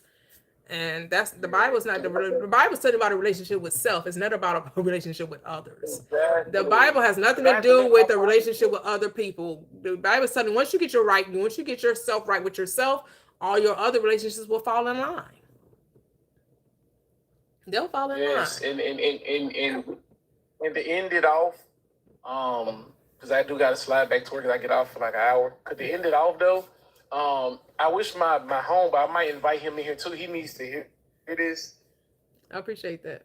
He has it. He has that mindset. That's why we had to stop being so cool because he has a mindset just like that. He has a mindset like he don't like nobody. He don't like no LG. He don't like none of them. He's just so guarded and so angry because he feel like, oh, it's supposed to be like this and I don't like that. Women shouldn't be women and blah blah blah. And I'm like, but bro, you're married to a woman who's spiritual, who's out loud. I said, bro, you gotta see the signs, my brother. Like you can't be living so angry like that.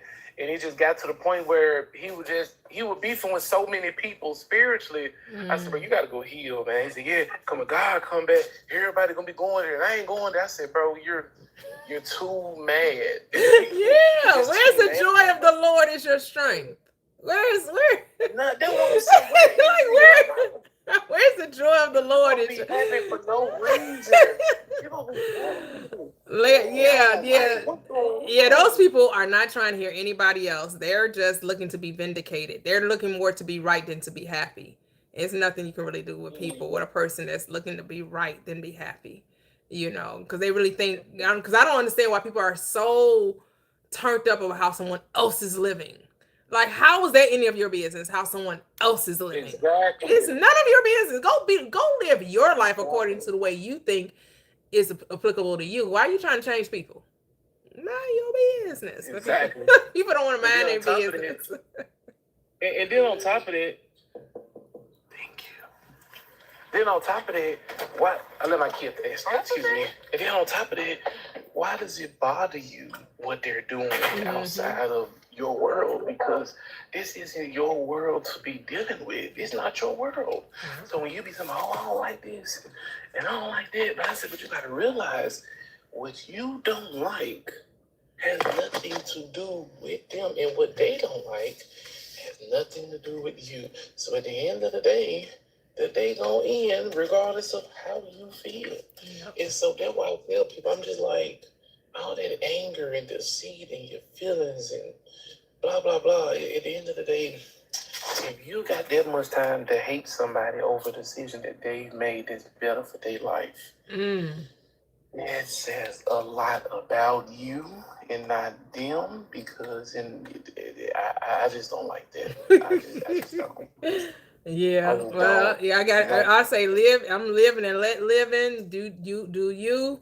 If you're ready for true transformation, this is the platform to come to. If you're not ready to take accountability, this platform not for you, because this platform is all about personal accountability.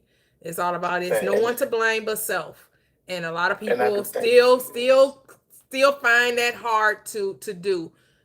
Most people, the personal accountability is still looking for the place of victimhood. Some people still want to point fingers and blame other people for their feelings, for how they feel. Like, ain't nobody else responsible with your feelings but you. Facts. If the moment that you think yep. that life is going to stop all because you feel a type of way about their life is insane to me. Yeah. But appreciate you. Thank you so much. No problem. You have a You great have a rest good of your day. day. Thank you. You. And I will slide back later. Thank you so much. Okay, you're welcome. Bye-bye. Sure. Thank you, thank you, thank you. That was a an interesting conversation. Yeah, so appreciate the support and everything. But yeah, we got to realize,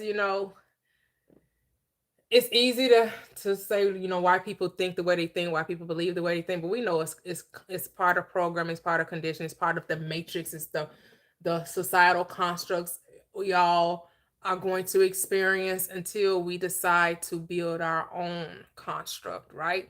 Like that's the whole point of awakening. Now you get to decide what beliefs you're going to hold on to, what game you're going to play, what things you want to see in your reality.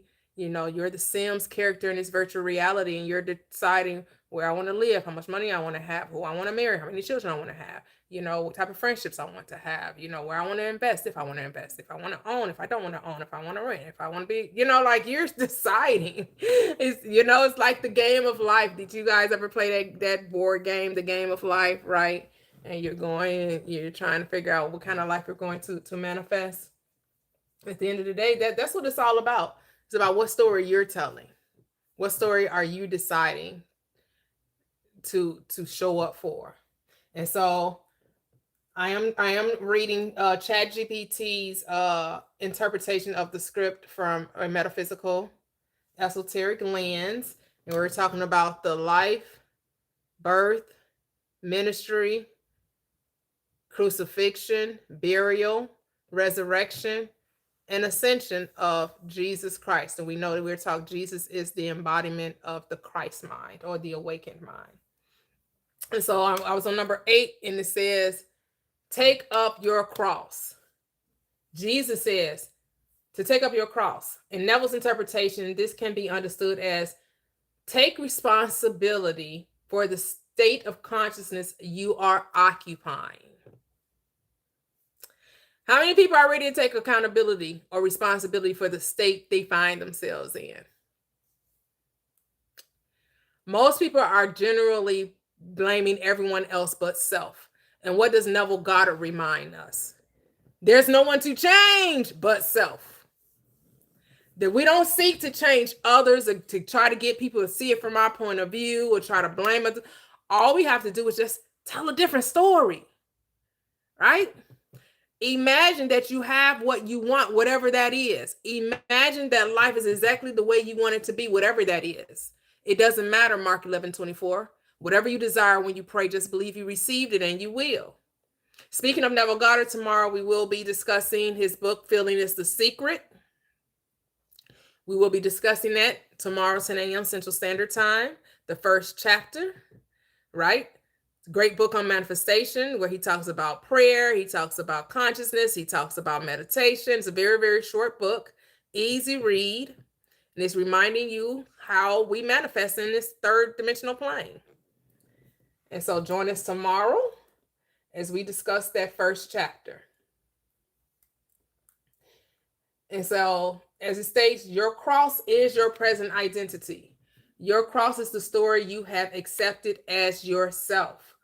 Your cross is, this is who I am.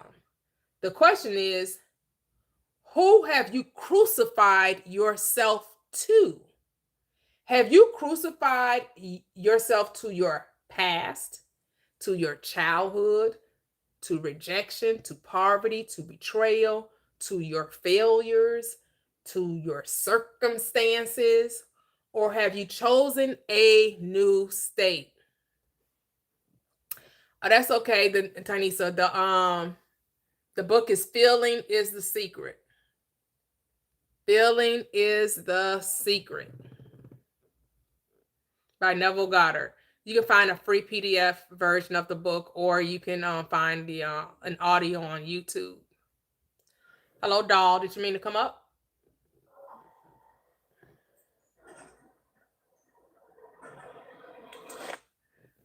I don't know if they meant to come up or not. They usually don't come join the panel. The cross is not merely something happening to you. The cross is the state you are identifying with. Who are you, right? Who do you say that I am? That's the most important question you'll ever answer. Who do you say that I am? Whatever you're attached to, I am, that's what you will be. So you should say, I'm wonderful, I am amazing, life is beautiful, right? I'm experiencing peace, joy, love, abundance, health, wealth, prosperity, success, compassion, ease, flow, right? All the good things you can imagine, that's what you need to attach to your I am. Yep. Yes, Love God is the feeling is the secret by Neville Goddard. Yep. Yep. It's about feeling the naturalness of the state you desire to occupy, right? The desire, the state that you look to express, right? You want to make it feel natural, make it feel normal. Like this is your new state. You make it familiar. So number 9 is the crown of thorns, the pain of the mind. The crown of thorns is an extraordinarily powerful psychological symbol. The head represents consciousness.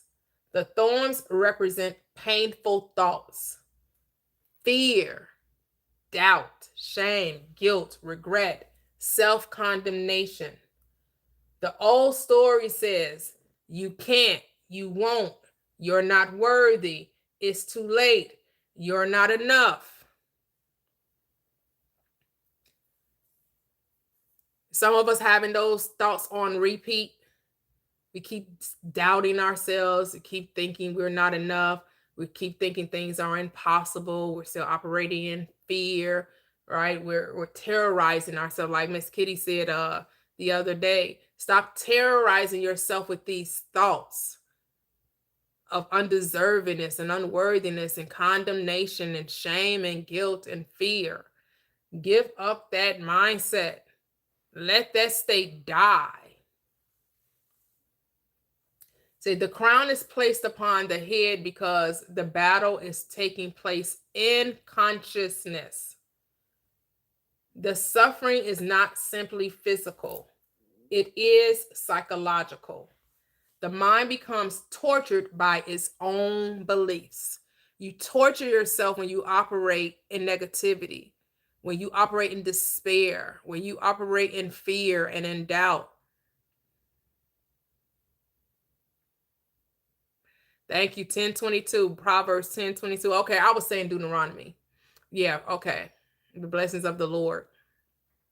Oh no, Deuteronomy 8:18 is to remember thy God, for he gives thee the power to possess wealth. Thank you. I was saying Deuteronomy 8:18, but that's actually remember thy God, for he is the one that gives you the power to possess wealth. Proverbs 10:22 is the one, the Lord makes you rich and adds no sorrow to you.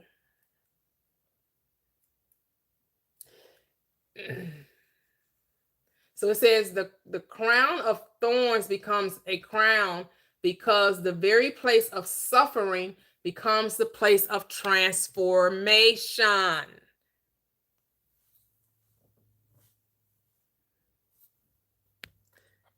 The same mind that brought forth the poverty is the same mind that's going to bring forth the abundance. Hello, Miss Kitty. How are you? Hi. I'm good. You doing all right? Doing amazing. Thank you. Good. I have nothing to say, but I got a joke. I have a heaven joke. Okay. It's clean. All right. So this is about animal heaven, right? Okay. And so it's a separate entrance for the animals than it is for the humans. So one day, Saint Archangel Raphael, it was his post. That's his post for the animals. So a dog had come up and her little puppies, and he let them in and told them the rules. That they get to look around, and then they get to come back at the end of the day to decide whether they want to stay. So they said, okay. Okay. So then some mice came up. There was 3 little mice, and they came up, and Archangel Raphael welcomed them, and he told them the same thing. It's a big place. It's really infinite, and so we're going to give you, because you guys are so small, we're going to give you some skates, so make it easier for you to get around. So they said, okay, thank you. So they put on their little skates and they rolled on off. So next thing you know, here come a big old tomcat. So Archangel Raphael gave him the same, speech, and said, it's a big place, but you'll be all right. You can go ahead and look around. We'll see you at the end of the day. You let us know whether you want to stay or not. So, so at the end of the day, here comes the big old tomcat. And so he said, oh, wow, here you are. The puppies haven't even come back yet, but here you are. He said, man, I love this place. It was great. I love walking around here, and those Meals on Wheels, they were delicious. Not Meals on Wheels. Not Meals on Wheels. I was wondering who was gonna get 8. I knew somebody was gonna get 8. Oh my goodness. I'm like, who's surviving this story? Was it gonna be the dog, or was it gonna be the cat?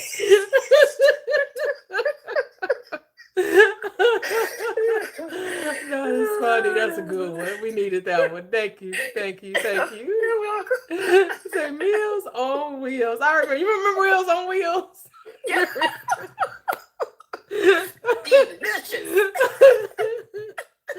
They used to go like feed the elderly, didn't they? They used to go. Right. Yeah. Right. It's an operation. They said operation. Okay. Uh-huh. Yeah. That was good. But wait, I thought everybody's supposed to be getting along up in there. What is the cat doing eating the mice? Like they bogus. I guess they say it ain't what you think it is. Like you ever seen like those like different TV shows, and they had these brochures of how beautiful the place is going to be. Come and see us. It's so beautiful. It's so nice. And then people get there and it's a dump. Because they just want to, they showing you one thing, and then when you get there, it's a whole another thing. Right. I'm just telling y'all, they selling y'all a nice little brochure. Yep. Right? The Bible's a nice little brochure about the afterlife, but y'all ain't really reading the fine print, because the fine print is there is no afterlife. Thank you, everybody. I'll be here again next week. Yes.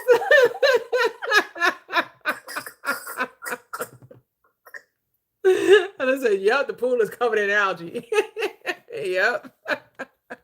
Oh my goodness. It's never what you think it is when people try to sell you on something. Oh, it's so beautiful. Like you hear people like they recommend a restaurant or something, right? Oh my goodness, you just gotta try. It's so good. And you get there and you like, what was the hype? Because I don't like this what y'all was. This what you thought was like this is then you see what people's standard, right? Like, oh, your standard, not my standard. This is your standard.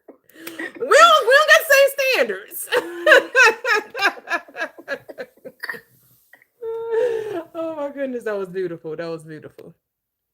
Yep. What story are you telling? I like the little story about the 3 blind mice. They weren't blind. I guess they were blind after a while. Also, when you said 3 mice, I was like, 3 blind mice. 3 blind. That's what came into my mind. Wait, okay. I'm sorry, y'all. I got one more. Okay. So Jesus was walking around one evening, just walking around the village, and he ran into Peter, and he was like, Peter, you coming to the dinner tonight, man? And Peter was like, man, Jesus, I can't. Because the wife, we went out fishing, and she at home cleaning fish. We're going to have a big fish fry. I can't make it tonight. Jesus was like, oh, okay. See you later. Get out of here.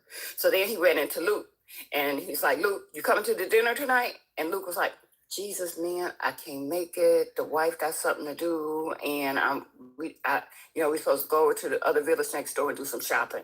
I can't make it. Jesus was like, God, okay. So then he ran into Mark. And he was like, Mark, are you coming to the dinner tonight? And Mark was like, is it tonight? I can't make it. Jesus, I didn't know it was tonight. So Jesus said, that's it. This is the Last Supper.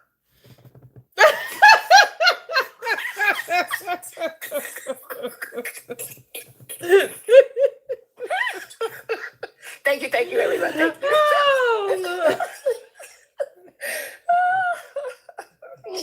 so last supper, nobody came to supper. No one was actually there. You thought it was Jesus and his 12 disciples, and everybody had canceled on him. He said, I ain't having no more supper. That's the last supper. I know. I'm on tour starting in July of August next month, and you can catch me here in Houston. Nice. Center stage. See Miss Kitty. Great comedian. Yes, Comedy Central. Love it. Yes, they like literally, this is the Last Supper. I love it. Now, I ain't heard no jokes in a while, so I needed that. I'm like, those are some nice, good, clean jokes. Love it. Surprised you when like there was a priest, there was a rabbi. There was a Jew. There was a priest, there was a rabbi, and there was a pastor. Right. They were all in a bar.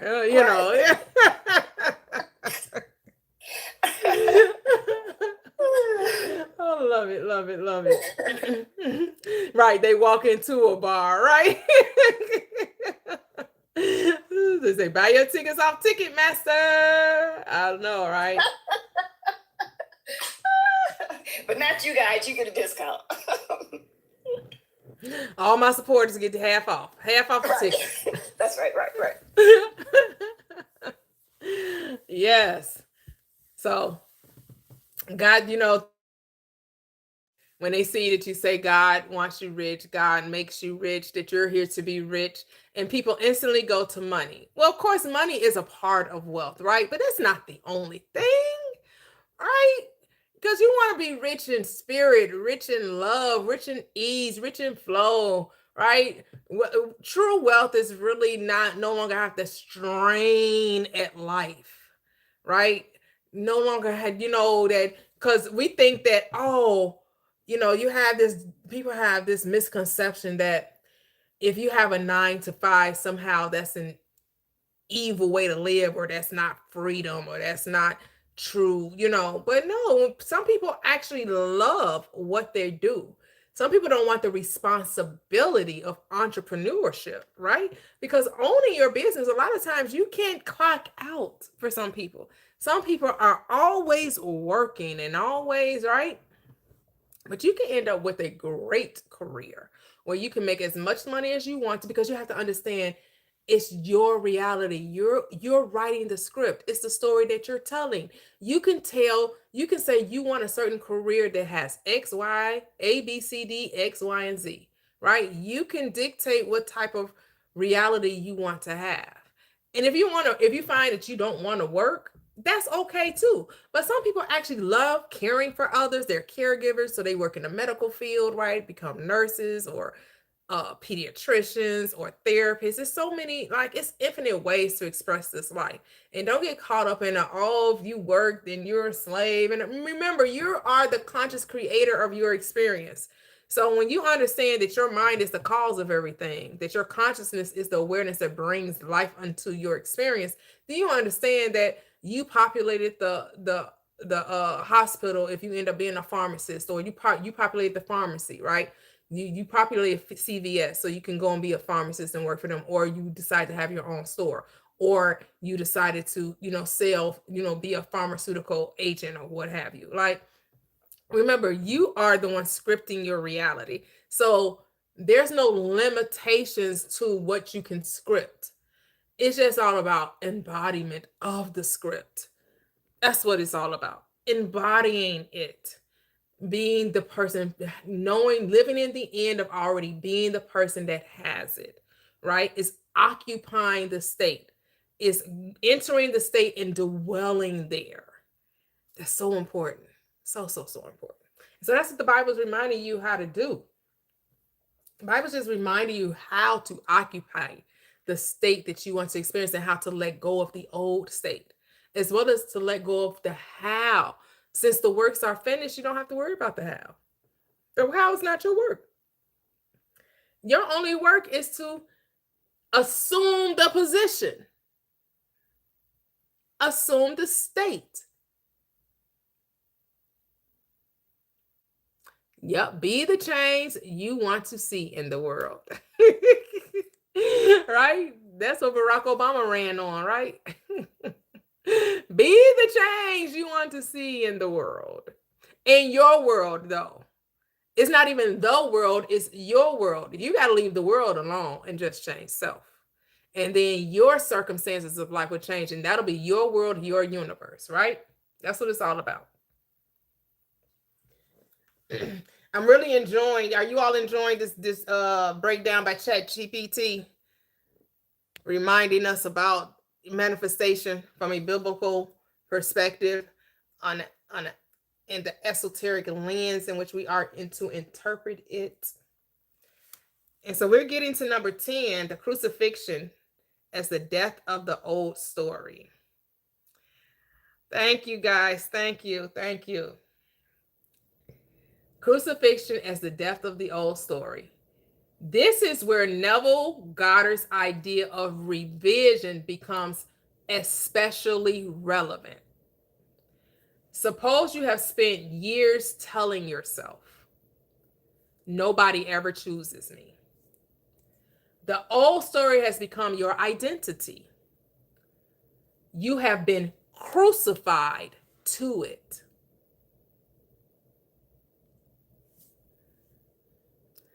Yep, spell casting book. Yep, Southern Soul Gentleman. Yep. To me, same thing. Spell casting, God spell, good spell, gospel, right? The gospel, the good spell, the God spell. Yes, it is a spell casting book. I totally agree with you.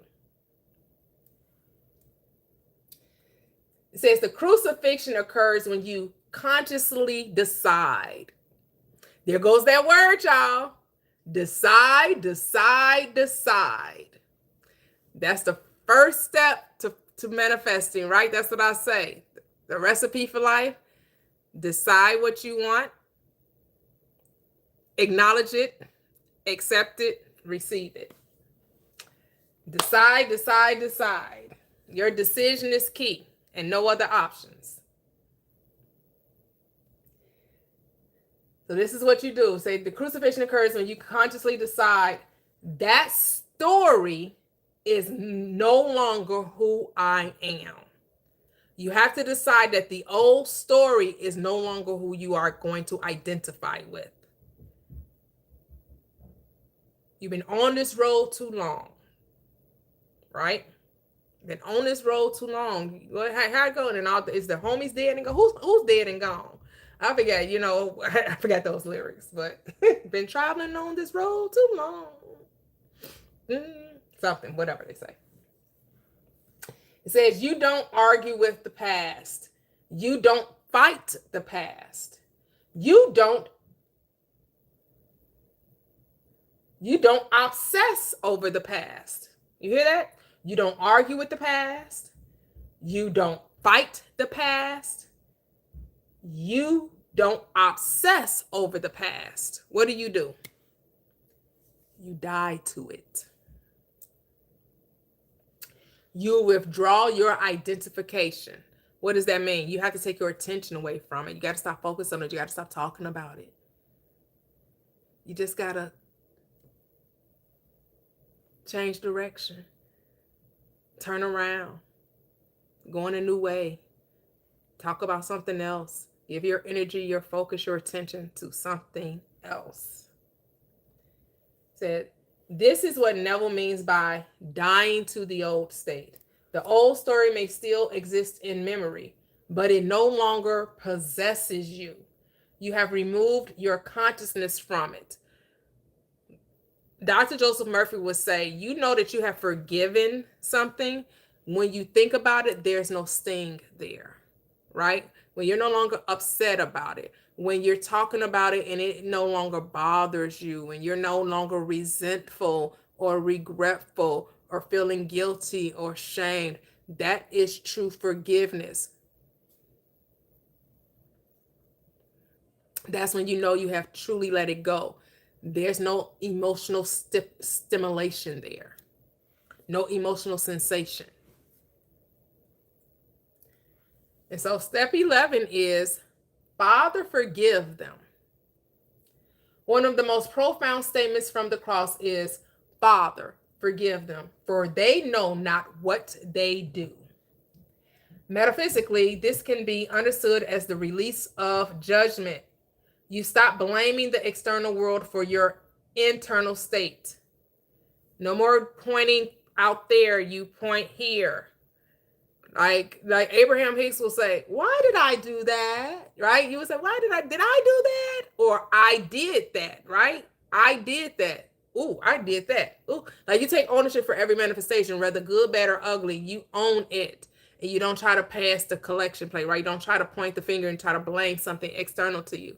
You take full responsibility for the manifestation, for how you're thinking and for how you're feeling.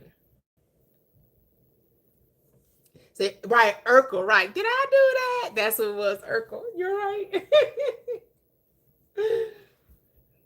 It says, you realize people were acting according to their own consciousness, right? And you recognize that your own past self was also acting according to the consciousness it possessed at the time, right? That's why you can say you don't identify with that old state anymore, because that's not who you are anymore. You have changed from within. And because you changed from within, the without must change too. And you recognize that your own past self was also acting according. Okay, I read that already. Forgiveness becomes a form of psychological liberation.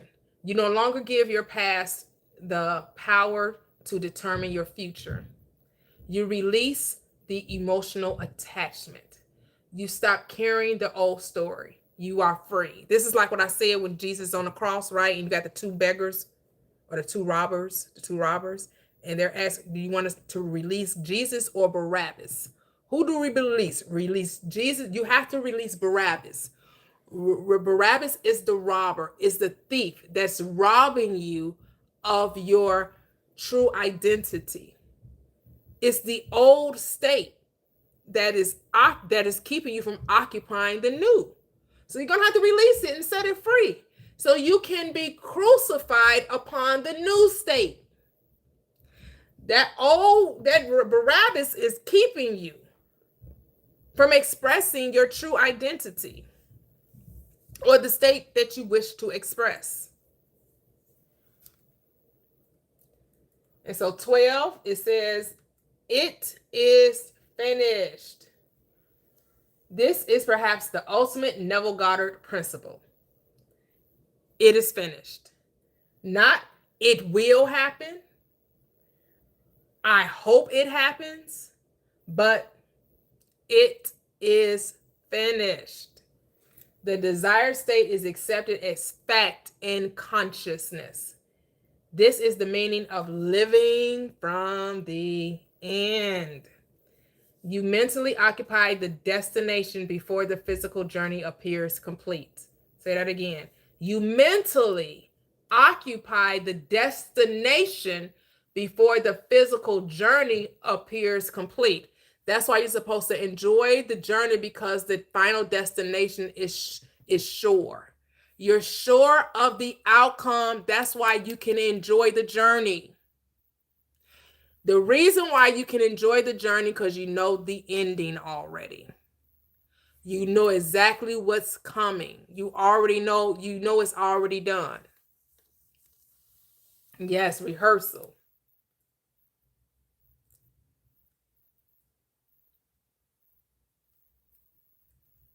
If you want to be wealthy, you don't spend every waking moment staring at your bank account asking, where is it?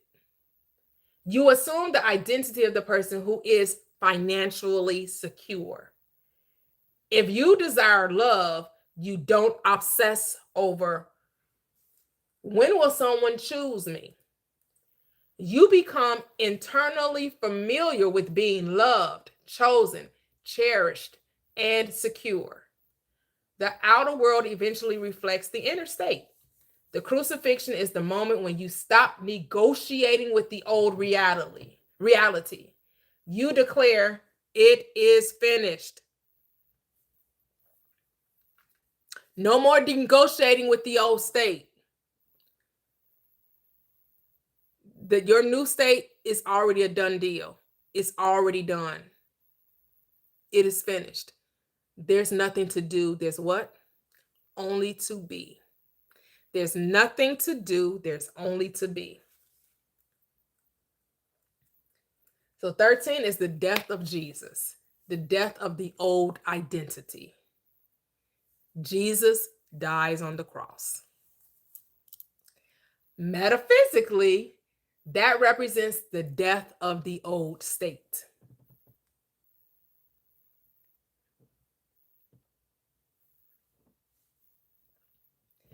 But notice something important. The Christ does not die.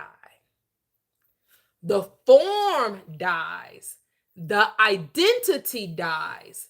The state dies. But consciousness remains. This is the great esoteric message.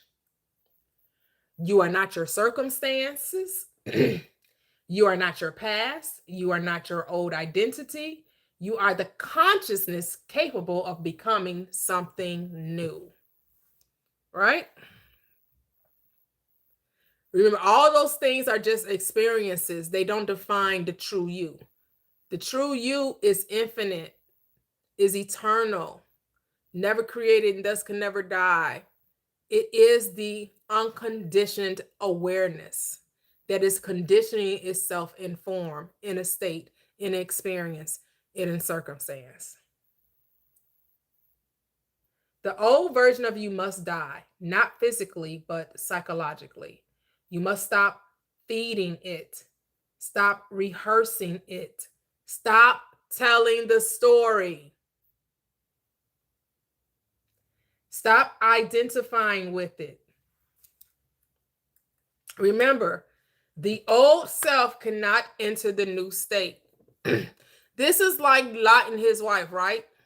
Lot and his wife are they're told, okay, you're going into a new state. You're about to occupy a new territory. You're going into a new land.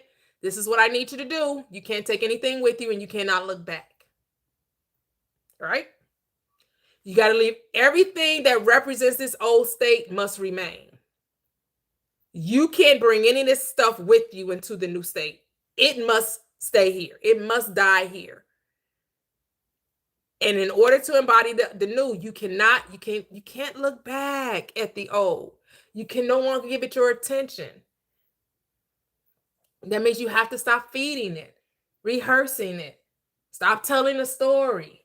Stop identifying with it. You know? Like some people are like, okay, let me tell you what happened. And let me just tell it. You know, you told anybody who would listen what happened to you when you was 5, what happened to you, how your parents mishandled you, how they didn't care for you, how your man or your woman cheated on you, how somebody, you know, how you every job you get is never enough. You just don't never make enough money. You just don't understand why, you know, life is just so hard. You're going to have to let that story go. You're going to have to let it go. You cannot keep telling that same story. Because your attention is what is the sap of life. Your attention is what resurrects it. If you want it to die, you gotta leave it there. Let it bury. Gotta bury it.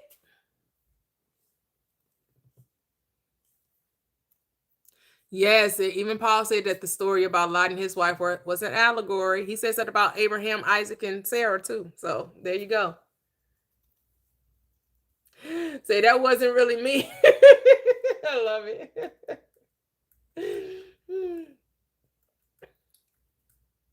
And so 14, the burial, the Sabbath of consciousness. After the crucifixion comes the burial.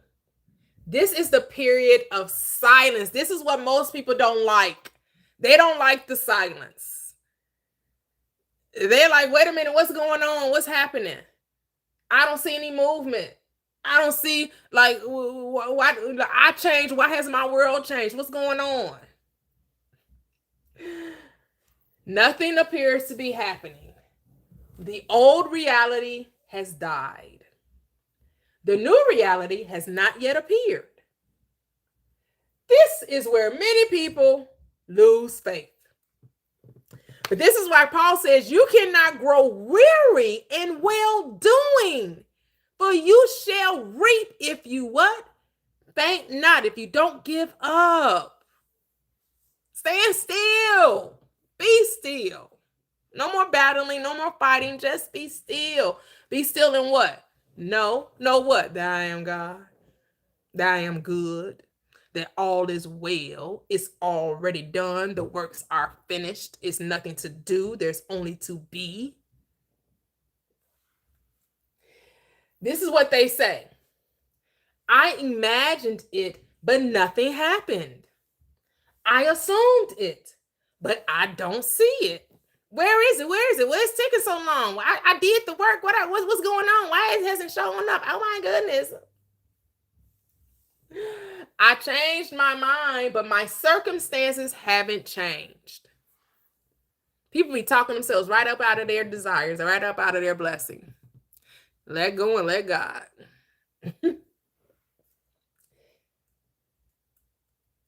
It says, this is the tomb. The tomb represents the space between the death of the old identity and the birth of the new one. This is just like the Israelites coming out of captivity.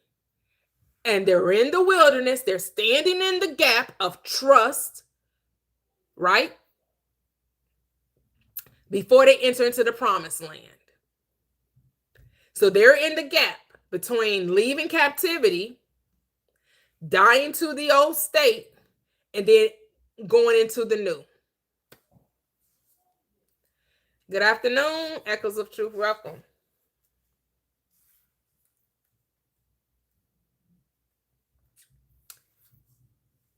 It says it is the incubation period.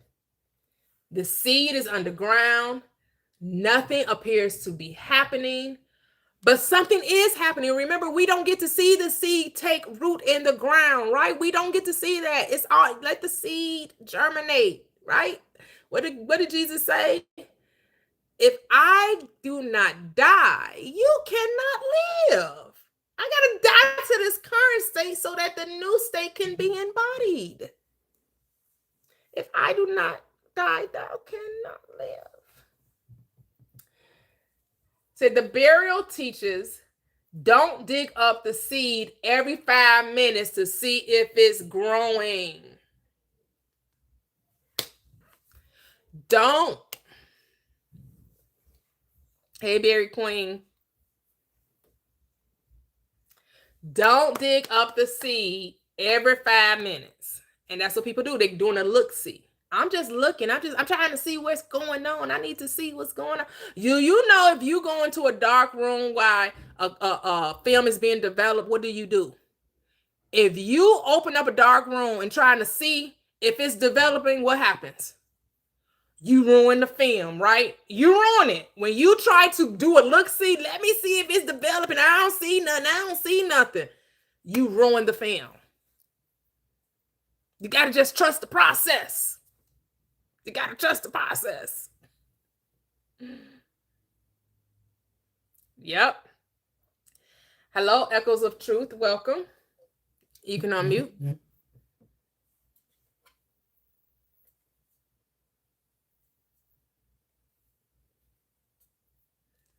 We can't hear you.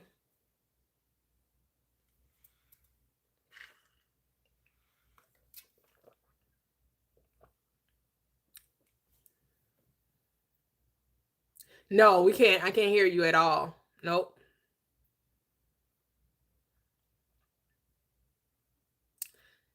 Yep, same with baking the cake. Do you want to drop and try to come back up? Because I don't know why we can't hear your microphone. I'll drop you and you can try to come back up and see if that works.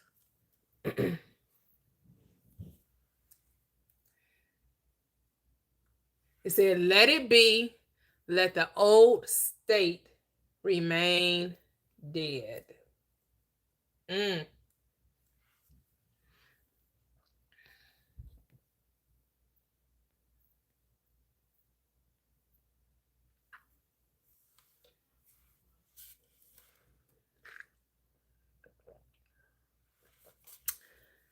The stone in front of the tomb. This is number 15.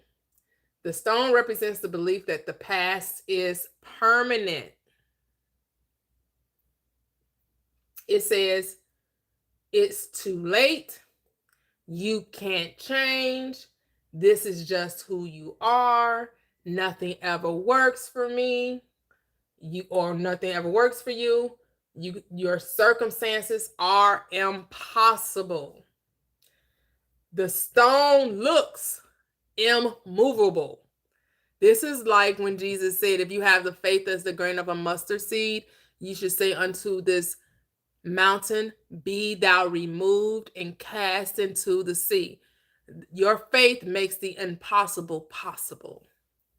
It's your faith that makes you whole. So when it appears that nothing is moving, this is when you need to be still.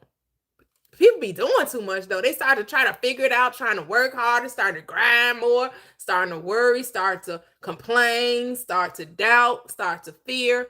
This is where your faith must be. You must be faithful to the end. This is where you have to occupy the state when it appears as nothing is happening. That's why you cannot walk by appearances.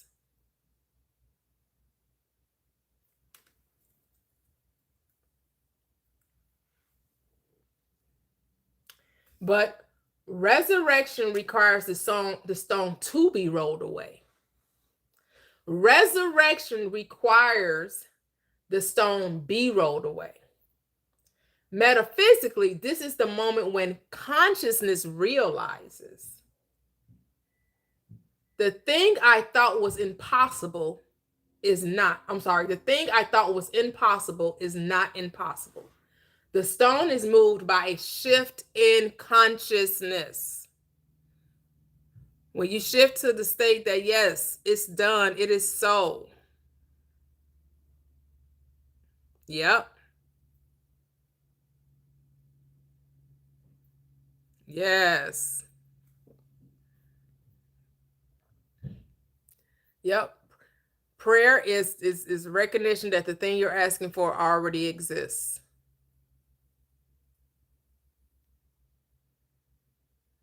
That Kandera? Yep. Prayer is deciding and claiming what it is you would like to experience and then occupying the state of its reality. So whatever you're asking for, accept that it's already done.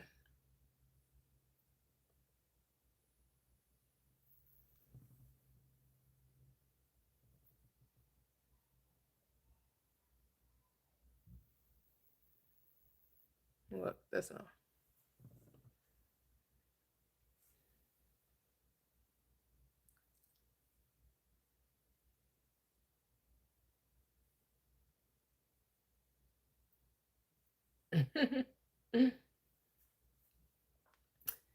Okay, so now we're on to the resurrection, the birth of a new self. The birth of a new self. That's it. The resurrection is not simply coming back to life. It is coming back as someone new. What to say? I'm different. Yeah, I'm different. Right? I'm different. Yeah, I'm different. I'm different.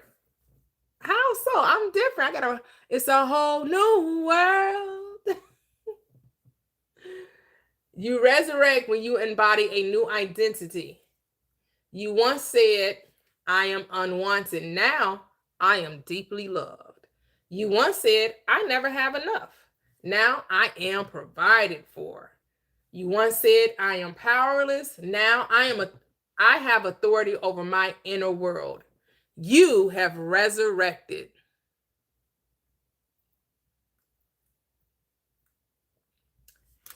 The physical body may look the same. Your name may be the same. Your address may be the same. Your circumstances may initially look the same. but you are no longer the same person internally. And because you are no longer the same internally, you begin to experience the world differently. The resurrection is the embodiment of the new state. That's what it's all about. Embodying the new state of who you say I am. You've allowed the old state to die. You no longer identify with it, and you now identify with who you say I am. Beautiful, right? And so 17 says, why seek ye the living among the dead? This statement becomes incredibly powerful through Neville's lens. Why seek the living among the dead? Why look at your future in your past? Why look at yesterday's circumstances to determine tomorrow's identity? Why search the dead reality for evidence of the living consciousness? If you want to become wealthy, don't constantly study your poverty. If you want love, don't constantly replay rejection. If you want confidence, don't constantly rehearse humiliation.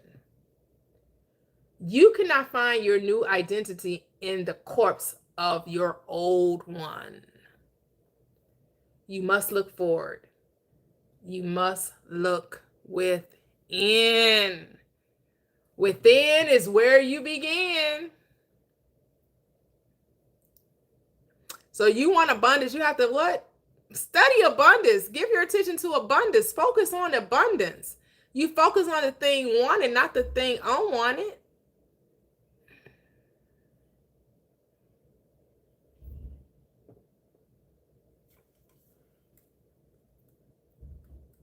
You said you missed 1 through 5. Okay, I'll go back after I'm almost done. Then I'll go back.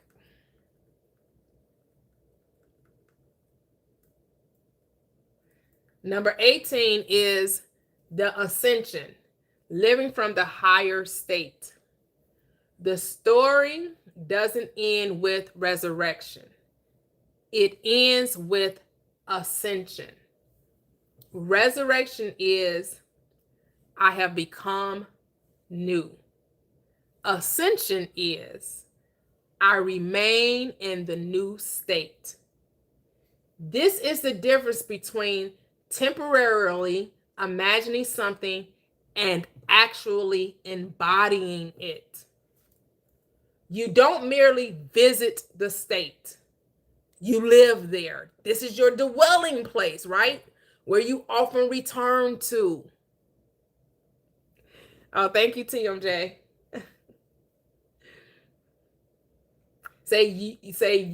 You make it your home. Neville's teaching could be summarized as assume the feeling of the wish fulfilled and remain faithful to that assumption. Oh, thank you. All right, so again, Neville says, assume the feeling of the wish fulfilled and remain faithful to that assumption. And you have to ask yourself, are you really remaining faithful to your assumption? Or are you wavering back and forth? Are you straddling the fence? Are you going back and forth? Right? The ascension in consciousness rising above the limitations of the old identity. You stop asking, when will my circumstances change? And begin living from, this is who I am. Who are you? Who? Right? Because we know a change of identity starts with a change of what? Your self-concept. And your self-concept starts with what? That change starts with what? The story that you're telling. You have to pay attention to the story that you keep rehearsing over and over and over again. Make sure that your story aligns to the state in which you desire to occupy. And through your steadfastness, your steadfastness, your persistence, that new state will be embodied and expressed. But you have to occupy, you have to give it occupancy. Most people don't occupy the state. Most people just talk about it, but they never occupy it, which is why they never embody it. You have to occupy the state.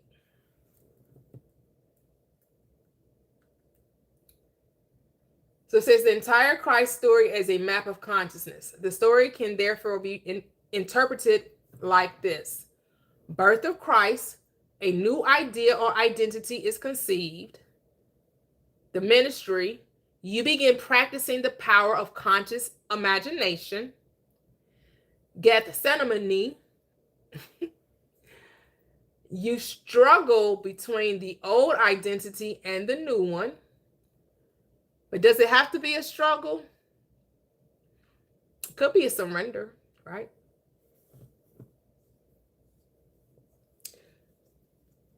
Crucifixion. And the only reason I call it a struggle is because you're trying to decide if you can or if you can't be the thing, right?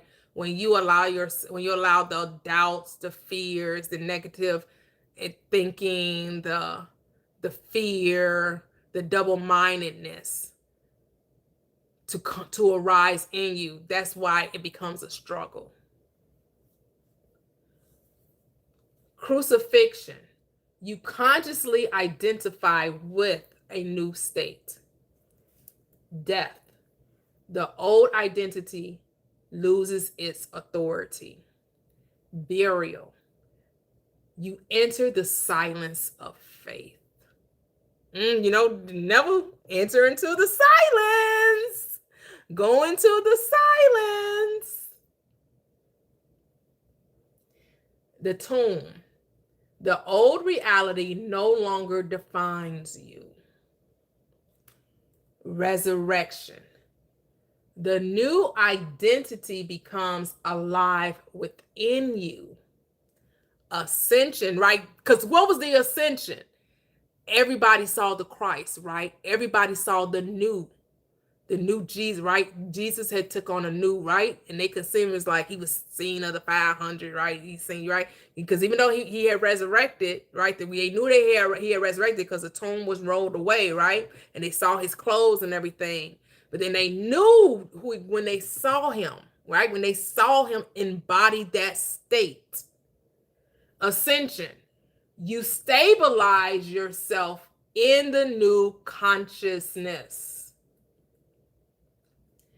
So it says the most profound Neville Goddard interpretation. The crucifixion and resurrection are not merely events that happened to Jesus. They are events that happen within consciousness. Every time you decide, I am no longer the person I used to be, you are entering the crucifixion. Every time you refuse to rehearse the old story, I don't live there anymore, you are entering the burial.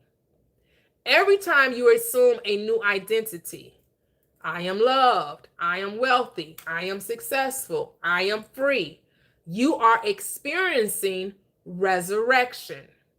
Every time you persist in that identity until it becomes natural, you are ascending. Wait a minute. Say, I am free. You are experiencing resurrection. Okay, yeah, okay. The deepest message of the Christ story is this metaphysical reading is therefore, you must die to the version of yourself that you no longer wish to be. Not physically, psychologically. You must crucify the old story. You must bury the old story, the old identity. You must stop resurrecting your past through constant attention, right? I am the resurrection. Every time you give something your attention, what? You're bringing it back to life. And then you must resurrect yourself through imagination. Please mute up. The cross is where you make the decision. The tomb is where you remain faithful. The resurrection is when you become the new person. And the ascension is when the new state becomes your natural home. In the language of Neville Goddard, you are already that which you would like to be. The question is not whether you can become it. The question is, will you accept it? Because the Christ story, read esoterically, is ultimately the story of you, the human being discovering that the divine power you have been seeking outside yourself has always been operating within consciousness. The Christ is born in you. The old self is crucified. The past is buried. The new self is resurrected. And then you discover the kingdom of God was within you all along. Love it, love it, love it, love it. The only time doubt is good is when you're doubting doubt. That part, love it. I love it, love it, love it. Okay, welcome, drummer. How are you? I'm doing swell, sister. How are you doing? I'm doing great, thank you. I love your lives. I'm always a fly on the wall and everything. And what you're saying is spot on. I think what the Christians don't really grasp is that whenever Jesus uses the phrase I am or my or me, he's actually projecting his consciousness into our consciousness to remind us that before Abraham, I am. Yes. Meaning that the soul has always been eternal. There is no beginning or end. So it's not, Jesus the man who says, before Abraham, I, Jesus, was.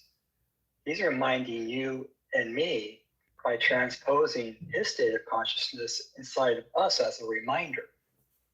And so that's all I wanted to say. I love your lives. Thank you so much. Oh, appreciate you. Thank you. Thank you. Thank you for the share. That's it. That's it. And whenever you're attached to I am, that's what you shall be. Love it. Love it. Yep. The story of Jesus is just reminding you it's the story of you. It's the story of me. It's the story of I am. I am, I am, I am. And you get to decide how I am will be expressed, right? I am is the absolute, unconditioned awareness, consciousness, right? And then you, being the operant power, as Neville Goddard reminds us, that you get to identify the I am. You get to claim the condition of the unconditioned, right? You get to decide what you will be in this reality. All things contain an absolute, but out of the absolute, you are deciding, you are fragmenting, you are identifying with what state you would like to occupy. So the Father's judging no one. Consciousness isn't telling you, you shouldn't speak that way. You shouldn't think that. Nope. It says, what would you have of me? What you want to do? Who you want to be? Who do you say that I am? That's exactly what's going to show up. Yes, we are the living word. Yes, Smith 6777. Yes. Hey, Kevin. Did you love it? Love it, Kevin. Love it. Oh, I love it. Yes, I was talking to ChatGPT and Gemini. ChatGPT gave a more in-depth explanation of what I asked. Gemini did his thing too, but I liked how ChatGPT broke it down. So that's why I'm sharing with you ChatGPT's version. And if you want to get it on your ChatGPT, this is the prompt I gave it. I just said, give the esoteric metaphysical interpretation of the life, death, burial, and resurrection of Jesus Christ. Include the crucifixion in depth, Neville Goddard style. I said, give it to me Neville Goddard style. I like Neville Goddard style. You're starting to understand more. Beautiful, beautiful, beautiful. You want me to repeat it? Okay. I said, give the esoteric, metaphysical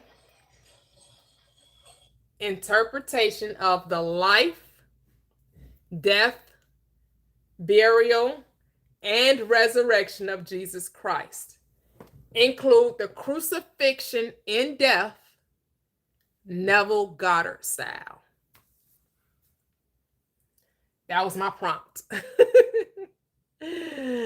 Oh, appreciate that, drummer. Hey, Ancient Enterprises. Are you there? Did you mean to come up? You can unmute. Unfortunately, while I'm on YouTube, I can't, they don't allow me because I'm on my phone. I'm on the phone. You may have more tools on if I was on a laptop or on a computer, but I'm on the phone, and so they only give me, I have limited tools. So unfortunately I can't comment on YouTube. And my none of my mods are here. So my mods will generally type it in, but none of them are here. I have like 4 mods on YouTube and none of them are here. None of them are on my YouTube today. But oh well.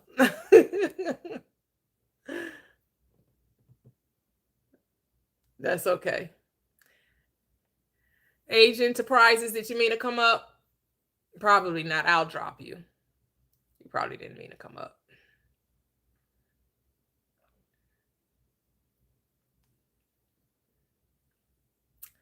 So you don't have enough room for the last part?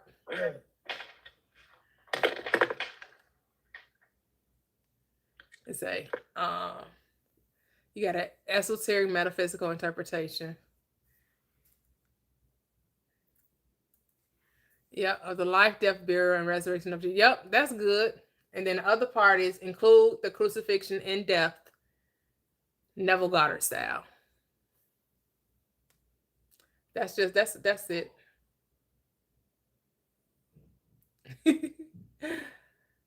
Hello, Mr. Kevin. How are you? Happy Friday. Great. Happy Friday to you too. Oh, thank you. Awesome. I don't have much to say. I was thinking the exact same lesson that you were teaching just now. I was going over that to myself this morning. Beautiful. Just so people don't think that I'm crazy. Well, I don't care what they think. Right. I literally talk to myself as if I am really the person I'm talking to in my head. It's not really a make believe. It's a real. It's the real deal. And the lesson I was talking about to myself this morning was the new self versus the old self. And how can you embody the new and release the old? And the example I was thinking about was when someone used to have a habit and this is not a judgment at all, is when they had a habit of smoking. Now, I've never smoked before, so I can't relate to the cravings of smoking, but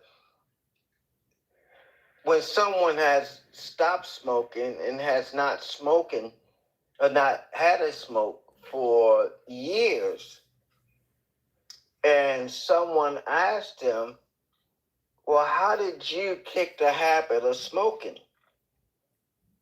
Or asked them, do you still smoke? And they said, no. They'll say, that was the old me. Yep. Not meaning that they're two bodies live in separate realities. Right. but that part of them no longer exists. They no longer have a craving to smoke. Even if someone lights a cigarette in front of them, they may say, hey, would you mind not doing that? Because the smoke bothers me. Mm. Now, for someone who used to smoke, how can the smoke bother them? Mm. Because they no longer identify as a smoker. And in their new state, smoke now bothers them. And this is not a judgment towards people who smoke. This is just an example. So embodying, meaning truly let go of the old state.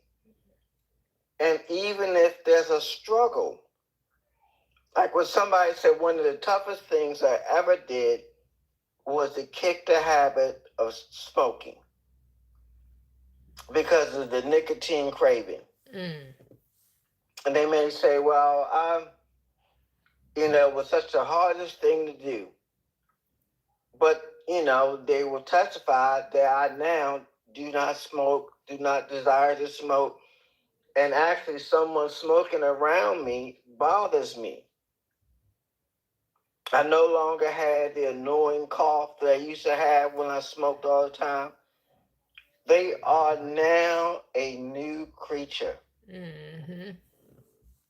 In everything. I mean, the church would say, I looked at my hands look new. I looked at my feet did too.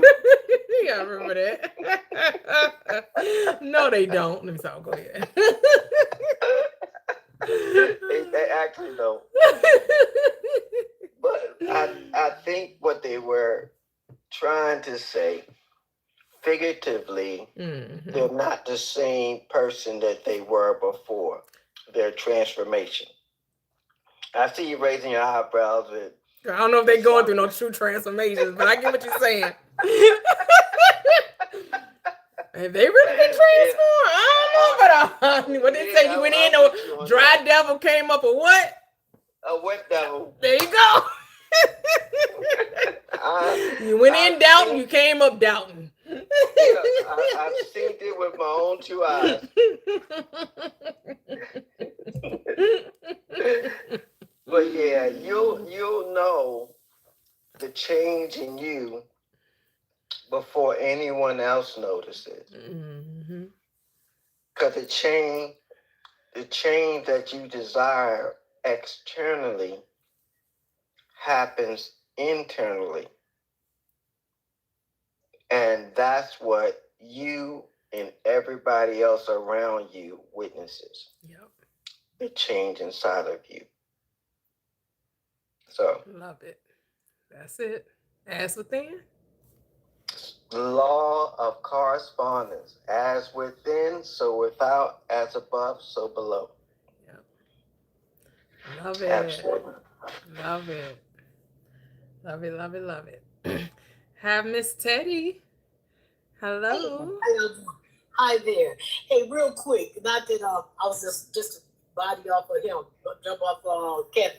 Just let me show you how powerful though that mind is, and I guess some other people may have experienced this. I don't know necessarily with I've heard people experience it with other things, food or like food if they're on a diet or whatever.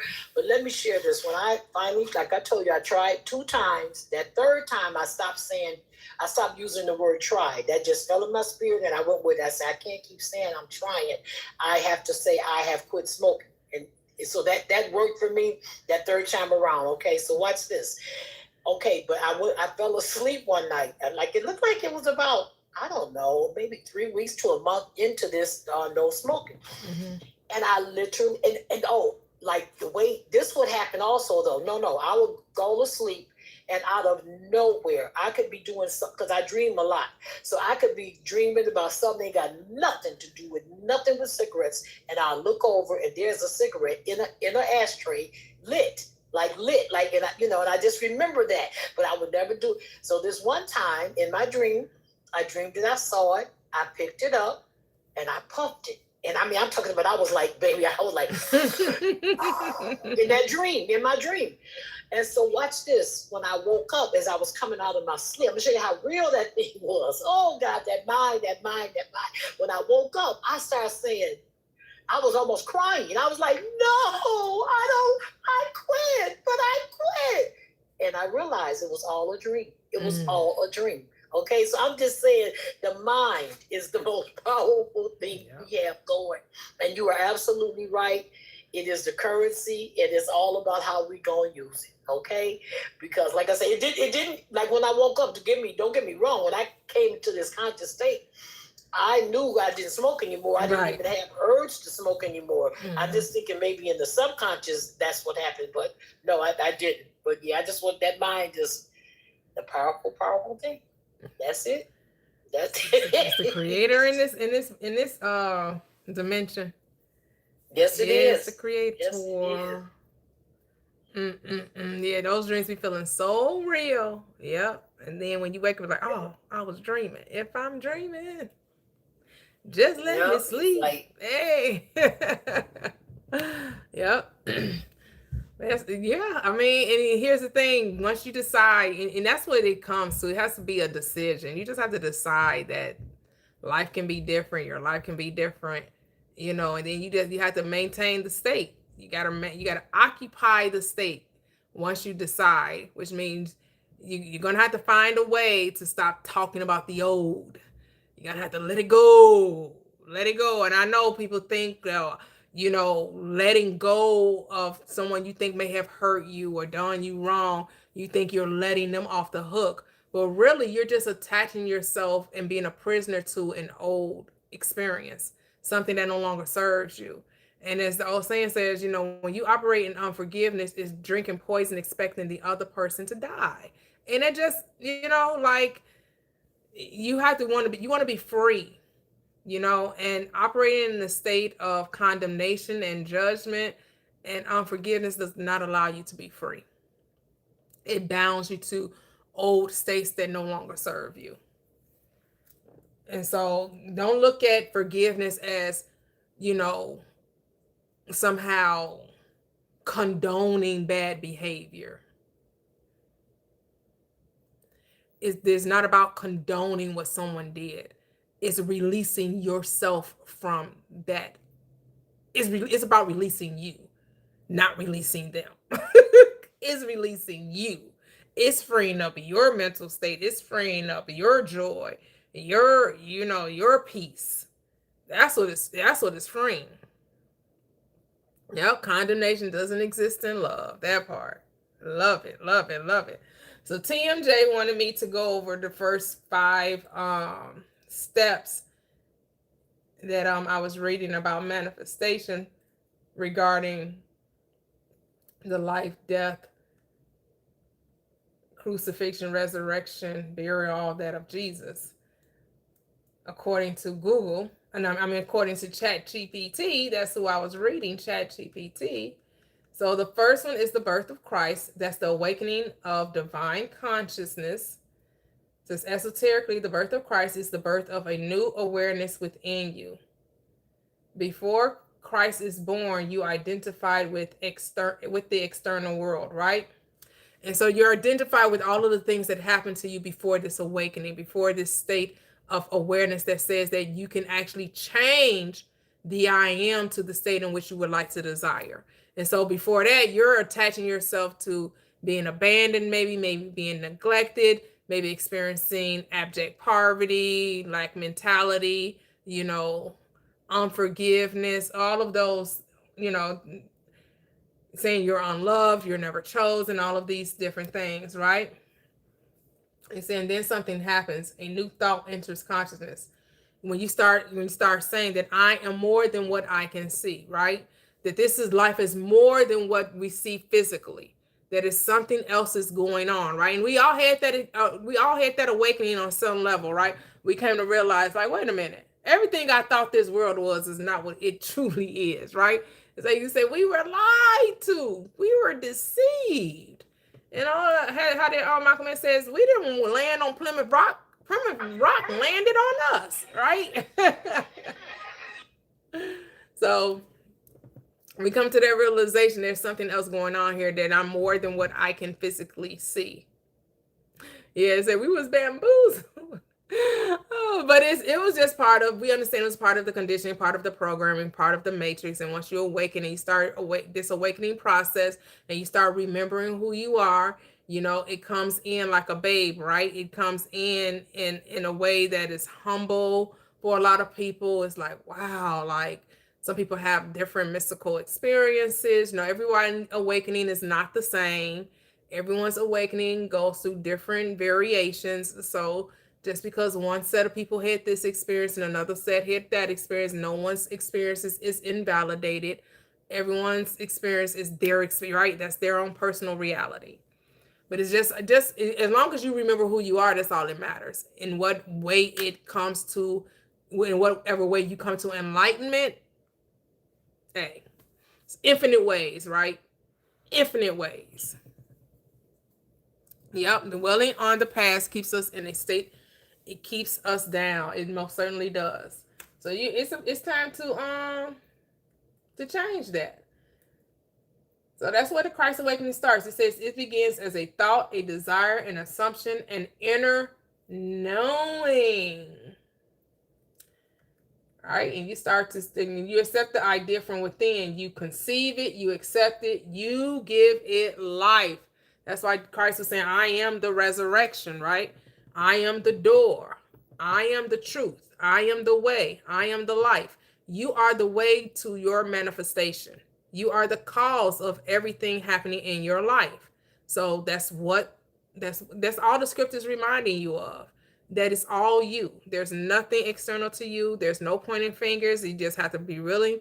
And I get it. Everybody's not ready to receive that, and that's okay. You can decide not to accept full accountability. You know, and when you decide not to, I will say, when people don't accept that they are the creators of their experience, right? You will always, whenever time something happens, you will always be looking outside of yourself and looking for others to accommodate you, looking for others to appease you, when all you could just really do is just revise it. Instead of blaming and saying, well, you did this and you hurt me and you said that and you didn't do this. And when, if you have an experience you don't like, the simple solution is just to repent, which is to change your mind about the experience. But for a lot of people, that's a hard pill to swallow. Like, they're not ready to accept full accountability. And that's okay. Because at the end of this life, it's just about the experience of this life. But if you want, more joyful, peaceful Sabbath days of rest, where you're no longer struggling against yourself and condemning and judging and looking for someone else to be the reason for your happiness or the reason for your sadness, when you understand that you are the author and finisher of your experience, you can take your power back, and you no longer have to try to condemn others for what you're going through. But that takes an awareness, and many of us, at first it wasn't there, and many of us are coming to this awareness like, yeah, I don't need to change anyone else or blame anyone else. I just need to work on me. I just need to change my perspective. I don't need to beat myself up. That's not what I'm saying. I don't need to condemn. You don't need to condemn yourself. You don't need to beat yourself up. You just have to decide to just think differently. And even if you have a pity party, even if you have a woe is me, it's okay. It's part of the human experience. Self-correct. Realize, okay, if I want things to be different and I know that this law is true, I know it's perfect, it makes no mistakes. Okay, what do I need to do? I need to change the way I think. I need to forgive myself. That's all you're doing. And forgive self is not about feeling, regret or remorse. It's about forgetting and giving yourself the grace, the mercy, the love, the compassion that you were seeking for someone else. Right? That's what it's all about. And so number 2 was Jesus and Christ, the human and the divine. So one of the most important distinctions in the esoteric interpretations between Jesus and Christ. Jesus represents the individual expression. Christ represents the divine consciousness. Jesus is the man. Christ is the consciousness. Psychologically, Jesus is the individual self. Christ is the awakened self. So it's all right. Like, you are Jesus, the I am embodiment, and Christ is the power and wisdom of God, or awareness, consciousness, whatever term you're using to define the infinite. And so once you understand the awakened self will begin to, when you know who you are, before you condition the I am, you know that you are, right? So we condition I am. We say, some of us say I'm sorry, I'm successful, others say I'm not successful, others say I'm a failure, others say that I'm abundant, however before you condition the I am, you know that I am, right? And so Neville Goddard will also have a technique for people that really want to try to have that experience of knowing that you just are, before you attach anything to it. He would say, get in a relaxed state, go into the silence, and just repeat, I am, I am, I am. So, and then just seeing, he said a lot of times when you do that, sometimes you feel like you go into this deeper meditation, and you kind of like lose all sense of the identity you were claiming prior to acknowledging there's only I am. There's only the unconditioned awareness before you attached any personality or identity to it. Yes, Jesus is us. Christ is the knowledge and awareness. Love it, love it, love it, love it, love it, love it. Say that and say, I am is the foundation of consciousness. The words that follow determine the identity you inhabit. The metaphysical question becomes, what are you adding to I am? But actually, the metaphysical question is just as Jesus asks, who do you say that I am? That's the question. Who are you? Who? Right? Who do you say that I am? But as he said, before Abraham was, I am. So before you ever condition, before you even think about, well, who do I want to be? Who am I? What did Peter say? Well, you're the Christ. You're the Son of the living God. You're the expression of the I am, of the infinite, of the source of all creation. You are an expression. You are the power and wisdom of that awareness. That's who you are. Meaning you're the operant power, and you get to decide what you're going to attach to the unconditioned awareness. You being the Son, the voice of God, you get to determine how you're going to express the divine. All right? So that's why he says, be careful what you say. Guard your heart with all diligence, because out of it flows the issues of your life. What story are you telling? What story are you telling?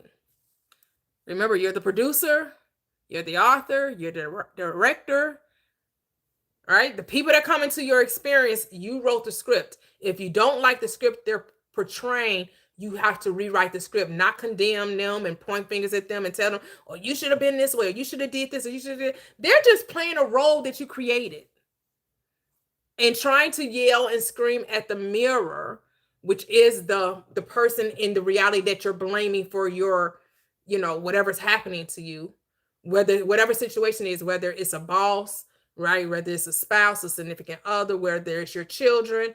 If you're experiencing something that you deem unwanted, and you start blaming everyone else, then that's showing that you don't understand that you are the creator. You are the one that manifested the discontent. You manifested the unwanted experience.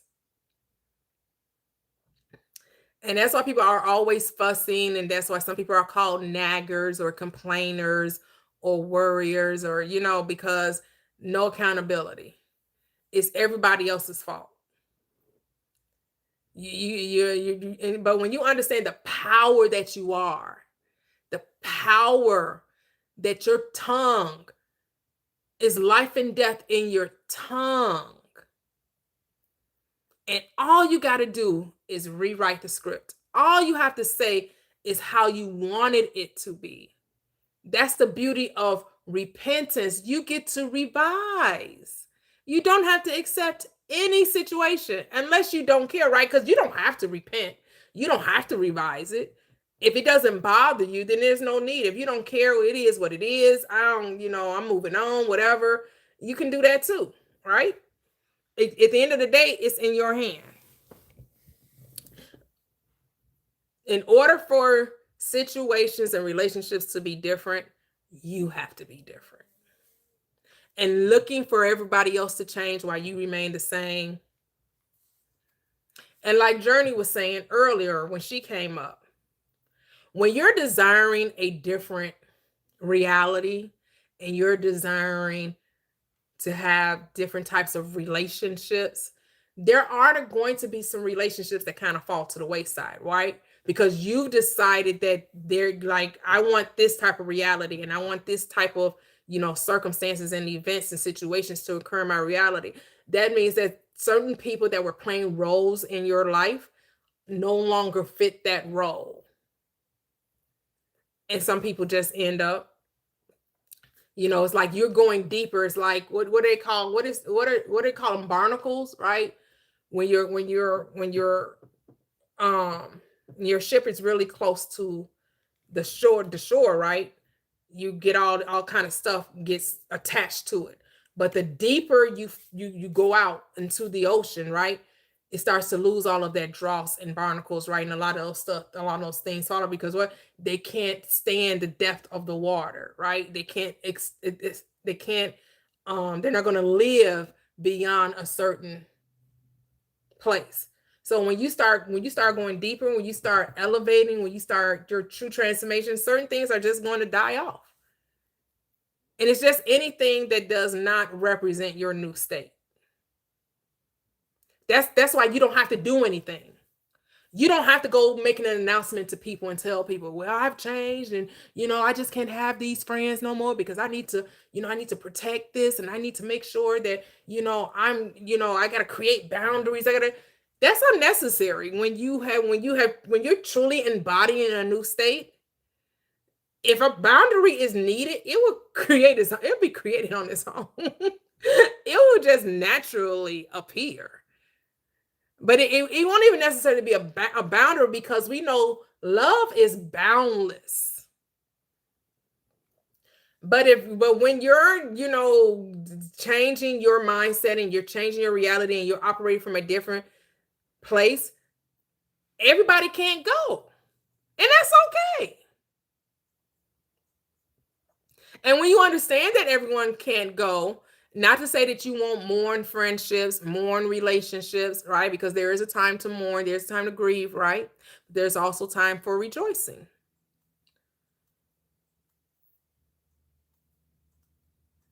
And because you are the script writer, if you want someone to continue to ride the wave with you, just think of them differently, right?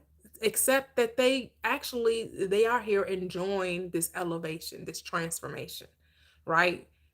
Don't see them, as you used to see them, right? Because the change starts in you, doesn't change. The change doesn't start in them. Remember, it's what you're thinking you're creating. So if you think it's going to be lonely at the top, then you can't be surprised when you're lonely at the top. But if you can decide that, no, I have people that support me at the top. I have friends and loved ones that are there to celebrate me and to lift me up and to encourage me and to keep me grounded and right. Like, it's your story. But a lot of people like to say, oh, when you become successful, when you start to elevate or you start to change your reality, people like to say, oh, it's lonely at the top. It doesn't have to be. Remember, it's your script, it's your book. You get to decide who gets to be a part of the reality and who doesn't. Right, Kevin. You said, you mean I don't have to run around the church proclaiming that I've changed? I know I've been changed. The angels in heaven done changed my name. Right? I know I've been changed.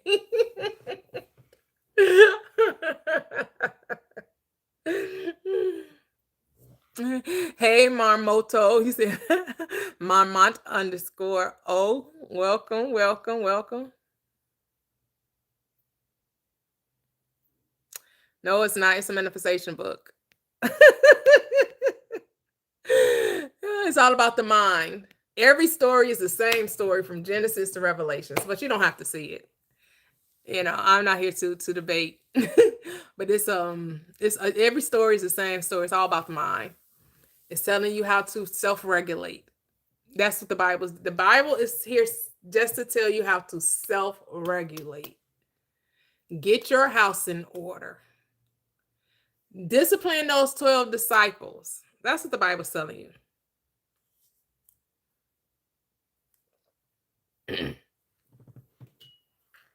I like the simply. Say simply key.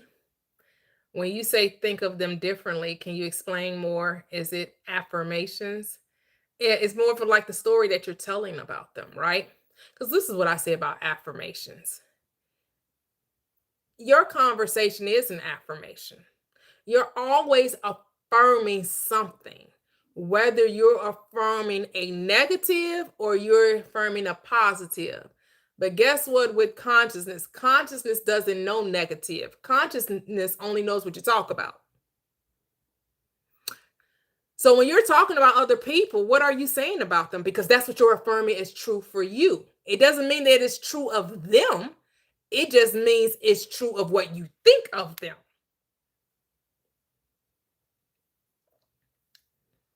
So how do you talk about people in your life? That's an affirmation. However you describing them, whenever you're talking about them, you're affirming a truth for you, and you're going to experience that truth. So if you want them to be supportive and loving and compassionate and easy, a friend, more of a friend, less of a friend, whatever then what are you saying about them? Because that's going to be your experience. So if you're complaining about friends or family, they're going to be exactly what you're complaining about. How can they change? They're rooted in you. You are the vine and they are the branches. They're only giving you back what you give them based on which is your thoughts. And so it ends up being this loop, right? You complain about them. They show you what you're complaining about. You complain about them. You complain about them. They show you what you complain about. You complain about it. You complain, right? So it's just a loop. So in order to get a different experience with the friends, you have to say what you want. So what type of friends do you want? And then that's what you should be affirming. That's how you should be talking about them. I got the best friends ever. I love my friends. My friend, we get along so well. We have an amazing time. We talk. We're always talking about our successes and our desires. Sometimes we even speak about, where we missed the mark, where we didn't always, get the things that we wanted, or we manifested the unwanted, or whatever you're saying, like talk about your friends, how you want that relationship to be. That is your affirmation. That is your meditation. That is your prayer. Is what you continuously give your attention to is what you will experience. Yep, you're always creating your reality through thoughts. So instead of complaining about your friends, start thinking highly of them. Start talking about them the way you want them to be, not how they're showing up. And the moment you rehearse that, the more you rehearse that, the more you talk lovingly about them, you'll start to see the change. You'll start to see, oh, it was never them. It was always me. It was my thoughts about them. They couldn't be different. Why? Because I would never think differently about them. And the moment you started thinking differently about them, it's the moment they'll show up differently.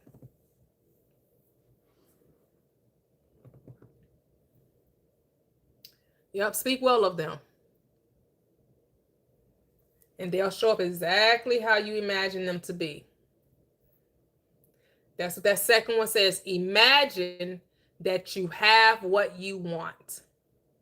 You're welcome. Imagine that you have what you want. That means see it, speak it, live it, breathe it, be consumed by it. And so step 3 is the ministry of the Christ, the power of consciousness. These are the miracles of Jesus, can be interpreted as demonstrations of the power of consciousness. All right, so it's talking about the healing of the blind represents gaining inner vision. Healing the deaf represents becoming able to hear truth within yourself. Healing the lame represents restoring your ability to move forward in life. Raising the dead represents restoring something you believed and permanently lost. Walking on water represents moving above the emotional turbulence of circumstances. Turning water into wine represents the transmutation of ordinary consciousness into something extraordinary or extraordinary. The feeding of the multitude represents the realization that consciousness is not limited by appearances. The miracles are therefore not simply supernatural events, they are demonstrations of a principle. Reality is not as fixed as you think it is. Anything can be changed through what? The change of your mind. Change your mind, change your world. That's really what. And there's is everything is from within. Everything is from within. Your kingdom, the kingdom of your good is within you. So the kingdom of your hell. Your hell, your heaven and your hell are within you. It's all mind.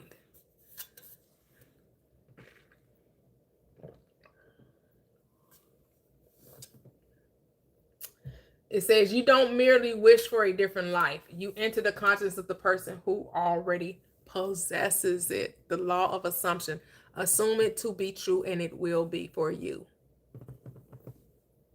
Assume it to be true and it will be for you. What are you assuming? An assumption, though false, if persisted in, shall harden into fact. What is an assumption? It's a story you tell. So what story are you telling?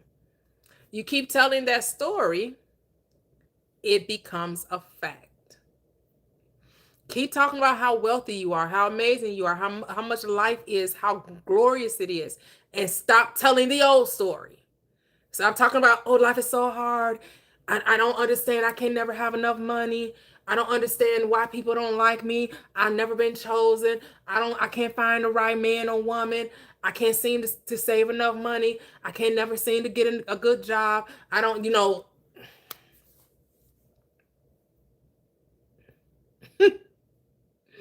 you're going to have to stop telling that story. And all you have to do is just stop telling that story. Just stop giving it attention. It naturally dies off. And because you stop telling that story, now you have to what? Replace it with the one you want to tell, the one you want to experience, right? You start appreciating the life that you are manifesting that's already done, right? Because the works are finished. The works are finished. There's nothing to do. There's only to be. And so that's why we say first person present tense, because I am, I'm so loving life. It is so amazing. It is so beautiful. It is so wonderful. Even if you feel like even if you feel like you're lying to yourself, what is a lie? Just a story you tell. So you just have to be convinced of the story you tell. How do you be convinced of the story you tell? Keep telling it. Keep telling till it hardens into fact. You keep rehearsing it. It's just like if you were an actor or an actress, right? And you got a role. Well, in order to become this person that you auditioned for and you got the part for, don't you have to memorize the lines? You have to rehearse it, right? And you could keep rehearsing it until the lines that the character you're playing, where it's second nature. The lines just roll off your tongue, right? It's just like this is who you are now. I'm playing this character and this character is believable. Well, that's how it is with the new state you want to occupy. You have to rehearse it until it becomes believable. Like, you got to believe it for yourself. You have to be convinced of that new reality. So you keep rehearsing the state. You keep reminding yourself of how amazing, how wonderful, how whatever it is that you want. Oh, this new job, I just love it. It's everything. It's more than what I could even have dreamed of. Like, I love the hours. I love the location. I love the salary. I love the benefits that come along with it.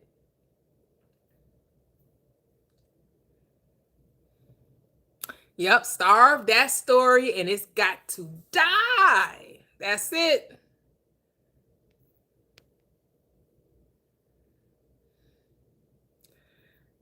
Hey, hello, Zoe said, how does one forgive a parent that cursed the day they were born? It don't. And don't want anything. Well, you're not forgiving the parent, you're forgiving whatever you're thinking about the parent. Because no one's saying to condone bad behavior, right? We're saying, what are you thinking about the parent? You're only the only reason why you're forgiving it because if it hurts you in some kind of way, right? And so then you give it a different perspective, you tell a different story. If those thoughts are really have you operating in shame and guilt, if you're being resentful and angry and mad, you can actually revise this and say, well, actually, they actually love and support me. You actually could tell the story that you want. Imagine that you have what you want. So the question would be, what do you want when it comes to that relationship? And then operate from that state of already having it. Do you want to be reconciled, or do you want to just be set free from resent and anger? So you have to decide what it is that you want. And then you operate from that state of having it. But I can't tell you what to want. That's something you have to decide on. Yep, fasting from negativity brings positive reality. Oh, I love it, love it, love it, love it. That's it. That's it. That's it. So the fourth one, I'm just going back over. Some people had missed the beginning of it and they wanted to hear it again. The fourth one, the triumphal entry, the king enters consciousness. Jesus entering Jerusalem can be understood as the arrival of a new state of consciousness into your awareness. Jerusalem represents the inner city of peace. This is where the script I have on up here, Proverbs 10 and 22, the blessings of the Lord, the law, makes you rich and it adds no sorrow to you. You'll be at peace with your blessings, your manifestations, right? You'll get to enjoy them. You'll be at peace with them. You'll be in love with them. There will be no strain, that you'll feel safe and secure.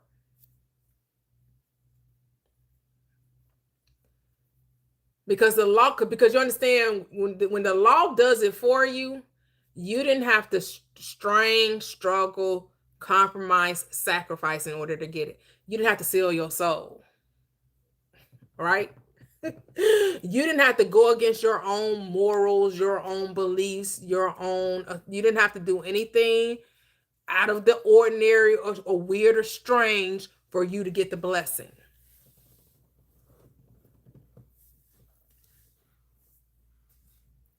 That's that inner peace within you that you're going to occupy, because you didn't have to do anything to make it so. You just had to assume that it was already so. And so he says, when you consciously assume a new identity, you are allowing the king, your chosen state, to enter the consciousness. The crowd represents your thoughts. Some thoughts welcome the new identity, others resist it. So it's like you're battling within your mind. You're going back and forth. One moment you're saying, I'm wealthy. And then another moment you're like, but how? What if I fail? I don't have enough money. Look at my bank account, right? You're looking at the external reality to validate the new state. And that's the one thing you cannot do. You cannot look to the external to validate the internal. The internal validates the external, not the other way around.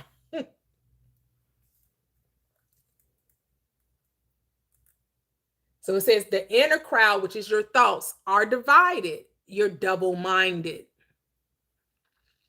And we say double-minded man shall not expect to receive anything. But here's the beauty of it. The Christ is not divided. The Christ is single-minded. That's why Paul said you got to put on the mind of Christ. You gotta remember to operate in the Christ mind, not in that logical mind that wants to listen to the crowd of, confusion. Or one moment you believe it, the next minute you don't. One minute you see it, the next minute you won't. Right? You gotta operate from that Christ mind that has a singleness.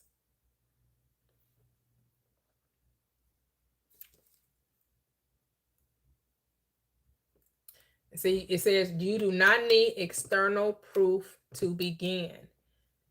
The assumption comes first. You have to assume that it's true before you ever see the reality of it. And a lot of people, that's what it talks further down when we talked about the gap, which is the tomb being, you've died to the old, you have yet to express the new, and you're in the tomb, or that's the gap between dying and occupying or expressing. You're in that state of, or the wilderness state, where you there's nothing to do. You only need to just sit still. Be still and know, because that was the whole purpose of the wilderness. When the Israelites left captivity in Egypt and they went to the wilderness before they got to the promised land, that whole point of being in the wilderness was to what? So they could trust God. And he was like, I don't like this. What's going on? Why are we sitting here? Ain't nothing moving, ain't nothing changing. That was the time to really have faith and really trust that if God brought you this doggone far, right? You saw him bring you out you saw all of these plagues. You saw all these things happen. You saw the splitting of the Red Sea. You saw all of this stuff. And then you get to the wilderness and you still complain.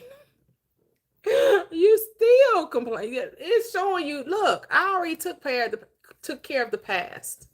But I need you to learn faith. I need you to learn how to trust. So I need you to be still and know that I am God. Who's God? I am God. So I need you to sit still for him. I need you to rest in this knowing and be still. People don't like that though. They're like, I need to do something. What must I do? What must I do? Can I do something? Can I do something? Can I make it happen? Can I make it happen faster? Can I make it? What can I do to speed it up? The only delay is the fact that you think it takes time. It don't take time. It only takes a process. And you have nothing to do with that process. So mind your business. Yep. I was just thinking that. What must I do to be saved? Believe on me, as the scripture has said. And out of thy belly shall flow what? Rivers of living water. And so then we come to the Last Supper. This is step 5. Step 5, the Last Supper, the final meal before transformation. The Last Supper represents the final communion with an old identity. You are about to leave one version of yourself behind. The bread and wine can be read as symbols of internalization. You don't merely observe the truth. You consume it. You become it. The message is the truth must become part of you. You cannot merely say, I want to be abundant. You must begin to think, feel, perceive, and respond from the consciousness of abundance. You must eat the new state. You must drink it. You must make it your own. What did he say, right? He said, take. This is my body, the bread, right? Eat. Take. Drink. This is my blood, right? Well, we know blood in scripture means the application of the law. And the bread is the sustenance of the, right? So the sustenance, so each of them are representing in this breakdown the consumption or embodiment or eating or taking on the reality of your desire.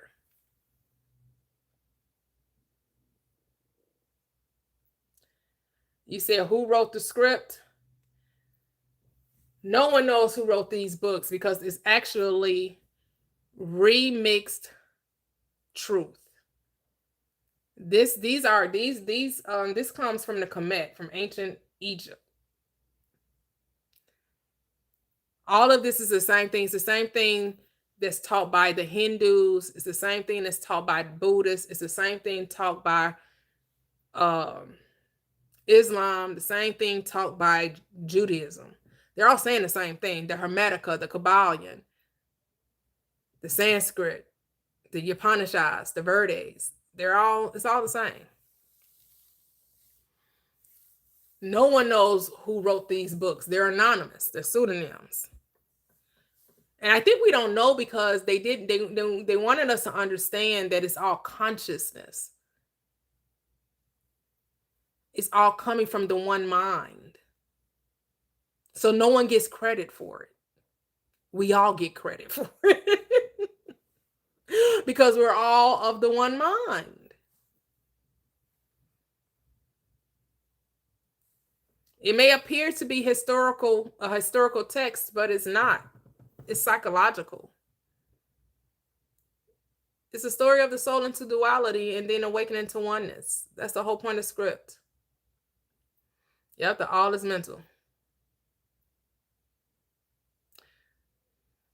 All right, because it's all true. They're all saying the same thing, just in a different way. Like if you read the story of Krishna, it's very, very similar to the story of Jesus. And I think I'm gonna ask ChatGPT to give me an esoterical rendering of Krishna and to compare it to the life of Jesus, because I want to see just how much they have in common. I mean, I only read a little bit about Krishna, but he was supposed to be the savior of the world for the Hindus. You know, I think he was born of one of their gods. Is it Shiva? Is one of, because Hindu has 3 gods, just like Christianity does, right? They say 3 persons in one. Christianity, right? 1 God, 3 persons. Where Hindu has 3 gods too, and one of those gods gave birth to Krishna. Yes, that would be very, yeah. And when you just a little that I've heard about the Krishna story, I was like, damn, he was born of a virgin too. He was only birthed by a woman, I believe. And I think it was, it's very, I can't remember in great detail because I kind of just skimmed it, right? But all of these, or even I can just ask to give me just in basis, what is the Quran saying from esoteric? I do have a book of the Quran though, a book that breaks down the Quran from an esoteric perspective. I just haven't read it because I'm just like, it's probably not saying anything differently than I have already realized through the Bible. So, because I'm not all about just consuming information. I actually just want a transformation. And to me, it's cool to know all the, how all these different religions are basically all saying the same thing when taken esoterically and not taking as history. But if you have to come to a point in your life where you just want to stop just consuming information and you actually want to be living it out, right? Because, like I said, knowledge without application is just information. True knowledge comes from experience. You only really know a thing once you experience it. And so we all can sit up here and regurgitate this truth, right?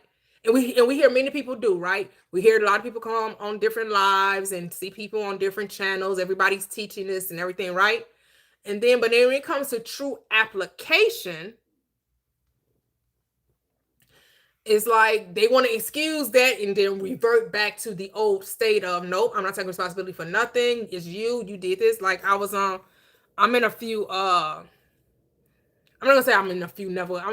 I share some of Neville Goddard's quotes in different Neville Goddard's Facebook groups. And so when I was on there yesterday, someone had posted put a post up saying that I guess this coach that's very familiar in the manifestation circles. I had never heard of him, but somebody, and he reached out to one of the followers and asked them, did they want coaching? And they declined and said, no, not at this time, or whatever. Like, she put the whole thing. I didn't read the whole discussion back and forth between them, but I just read some of the comments. And she was saying she just told him no. And then that's when he decided to block her because she turned down being coached by him. And he kind of got a little belligerent with her and then decided to block her from his page. And she felt like, she felt offended by it. And someone on there was telling her, well, you manifested this, you created this, and of course she wasn't trying to hear that. She's like, well, I didn't create this, I didn't manifest this, what are you talking about? He's just a rude person, he's not a good coach, how dare he? She didn't want, she was not going to accept that she manifested being blocked by that person, or the person even reaching out to her, and that whole experience. But she was, wanting to put him on blast and tell him, he's not a good coach. And he, again, I have never heard of the person. I don't know what he does or what have you. But, true transformation comes with accountability. Because, and the only reason why I say I would agree that she manifested it is because she was mad about it. Because if she didn't care that she was blocked and how he responded, it wouldn't even be a thing. Like, oh, because people get blocked all the time, right? People will stop following you or decide to block you, whatever, right? People switch up all the time. So that's just a part of reality, right? People come and go from a lot of these groups and platforms or what have you. And people have the right to say, okay, I no longer want this person to see my content, or, I no longer want to follow this person's content. But when you take it as a personal thing and you make it like you're being offended by it, then now you have to take accountability and say, well, why am I offended by this?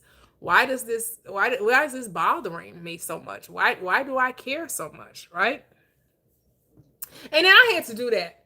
So like when I had made this video about, about people saying how much money they made, and I posted it on, I said, I don't care if you made $1 million in 2 weeks, $500,000 in a day, $5 million in 2, unless you about to, give it to me or let me hold some, unless you about to pay my mortgage, I don't care.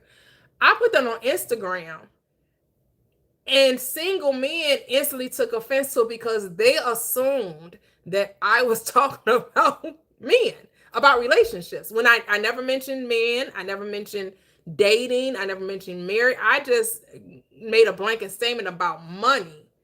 And I was like, And at first I was engaging with it, but then I was like, oh, okay, I created this, I manifested this. What was going on? Maybe something I wasn't recognizing. So I deleted the video. I deleted all of the messages and blocked the people that took what I said and misconstrued it. And I decided to put in the caption what I really was talking about. And I wasn't talking about, no one specifically. It was just kind of a general statement. And then I was like, but I even have to go further than that. I have to be like, well, why do I care that what somebody else is talking about how much money they make? That ain't none of my business.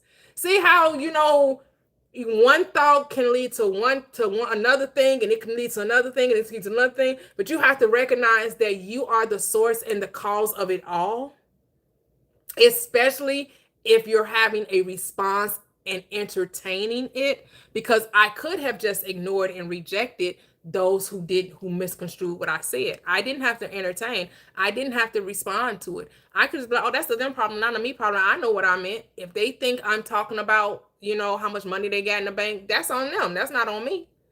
But nope, I entertained it. So that means that it was all on me. I manifested that reality. So I had to take ownership of it. And you just gotta be willing to take ownership of it. Now, I'm not saying, well, everybody's not gonna do it, and that's okay. If you don't want to take ownership, hey, you don't have to. You can do what you can complain, you can get mad at the world, you can, cry in your suit, you can do whatever you want to do. I just know true transformation comes from accountability.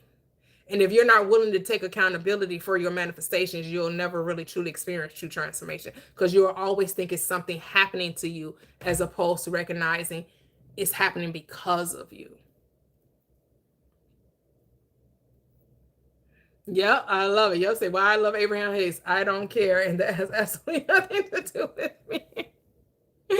Yep. That's it. Love it. That's true, Kevin. I could blame the devil. I could blame the devil. The devil was busy. It's the devil's fault. Oh, they're demon possessed Satan. But no. Accountability is a wonderful thing, because it places the power within you, right?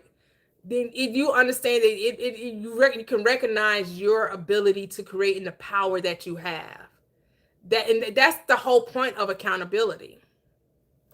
I know, okay, Geraldine.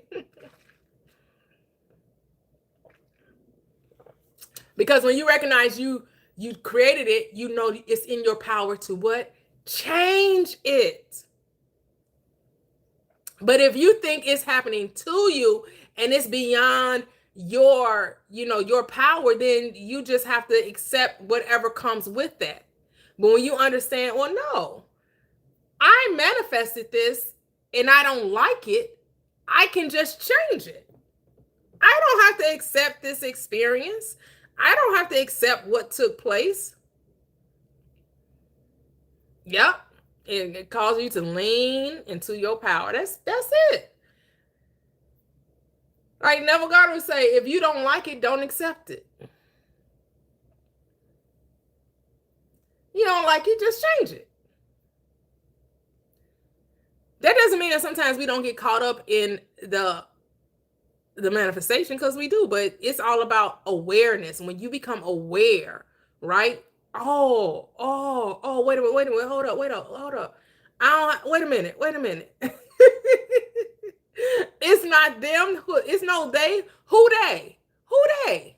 Right? We be like, oh, I'm like, they said this, they said that, and I had to check myself. Well, who is they? Who they? Who said what and who did what?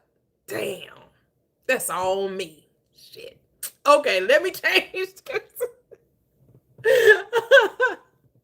But originally I was like, and they said this, and they were doing this, and they said this about me, and they were talking about my weight, and I'm all, being sassy with it.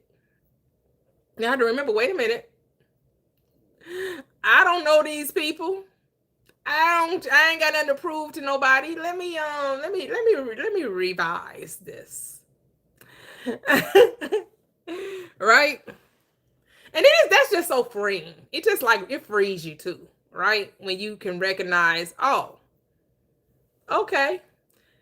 Because I'm not new to accountability. I knew in order for a lot of things in my life to change, they only changed because of my accountability. Because I was choosing to be responsible for the way I think, the way I was perceiving life. I had already done the work, right? And when you've done the work, even when you may slip back, the self-correction is a lot quicker. You become more and more aware, like, oh, okay, yeah, let me do a U-turn. Let me course correct. Did you have anything you want to add, Miss Teddy? I just want to ask a quick. Funny you said that. I just let me slow down. I was away from my tablet in the kitchen, but I went back because I did want to ask really something. Like it's so many different aspects, and you know it's different aspects. We'll say that's so many, but different aspects to manifestation. And I have, I'll take accountability for those that I am really aware of, and I know they're real. But I'm gonna be honest, just because you mentioned it when you said at first you didn't realize it, and you said it, you keep going back and back and back and back, and you realize where it all manifested. That's sometimes where I don't know, I'm trying to say I don't have the awareness of it. I don't understand. There are some things I don't understand how and when I manifested it. Does that make sense? Mm-hmm. Most things I do, but sometimes I be told when I say totally lost and confused. And so, but nonetheless, whatever the results I get from that experience of what I, manifested, I have at least learned that part of the process, how to get out of it, how to let it go. I got that. Oh, that's easy. I just want to know how I be the manifested when I don't have a clue sometimes. And that's the truth. Does that make sense? Yeah, but you don't have to know what seed was actually planted. You still know that you're the creator of it all, regardless if you can backtrack to find out, well, what was I thinking at this time that would have caused this? Right. That's quite unnecessary, because if you don't like the manifestation, all you got to do is just recreate it. Exactly. No, that's the answer. That's the bottom line. But I was just thinking about all the different aspects and the processes, because sometimes I think and like you say, sometimes I think I want to know so that I can avoid it again. That, you know what I mean? Yeah, it usually comes from a judgment, right? Like, especially, okay, what was the unwanted experience, and why do you want to change it? Well, usually the unwanted experience because it was some judgment took place, and you was like, oh, So that's usually why it happens. It was some judgment on your end. Right. That's true. No, that's true. So like I said, that's all I was thinking about. Like I said, my saving grace is to understand what to do about it. That's seriously. There was a time I didn't. There was a time I didn't. See, that's another thing. There was a time that thing linger and linger and linger. I let that girl know. We're talking in a New York second. It can go. Okay, I just wanted, I just heard you mention something, and it brought something to mind. I said, how to manifest something. Like I said, things I knew how to manifest. I had no problem. I got it. I got it. I know I did. Yeah, you did. Kind of not half the time, but sometimes knowing when I'm doing it. Okay, whatever. But my point is, there's sometimes I don't have a clue. So, like you said, but that was all. Yeah, that was all. Beautiful. This was some good info. I'm glad I happened to come in. I've just been doing chores all day. Oh, okay. I didn't all while we've been on. Yeah, but this was good. Oh God, this chat GPT. I know, right? This was good. This was good for him. So yeah, and tomorrow we're talking 11 o'clock, right? Oh, you're Eastern Standard Time. Yeah, I'm Eastern. Yeah, it'll be 11 o'clock for you. 11, yeah. And last question, because I finally got it when I was trying to read some. I started late last night. I fell off to sleep. Are we only doing chapter 1 so far? Okay, cool. All righty. Yep. All right, then. Yeah, I don't think there's many chapters in this book. It isn't. Yeah. But that chapter, to be honest, though, maybe because I was sleeping, that chapter 1, now looked like I snuck into the other, started going further, and I started comprehending. But chapter 1, I found myself, at least last night. Again, I think I was a little sleepy, but I found myself having to kind of, you got to go over something and read it again. I found that going on, but that's okay. I'm getting ready to do it as soon as I saw it. I was just a dream. Okay, hush. I don't think he knew he was up here. Oh, who? Kevin, yeah. Ain't that Kevin? Yeah, I don't think he knew he came up. Yeah. He funny. Yeah. Cheryl says she thinks it's only 4 chapters. Yeah, I know it's a really short book. So, yeah. Hey, Marcinda. Yeah, he dropped. I don't think Kevin knew he had came up. Hello, Tori Star. Welcome. You can unmute if you meant to come up.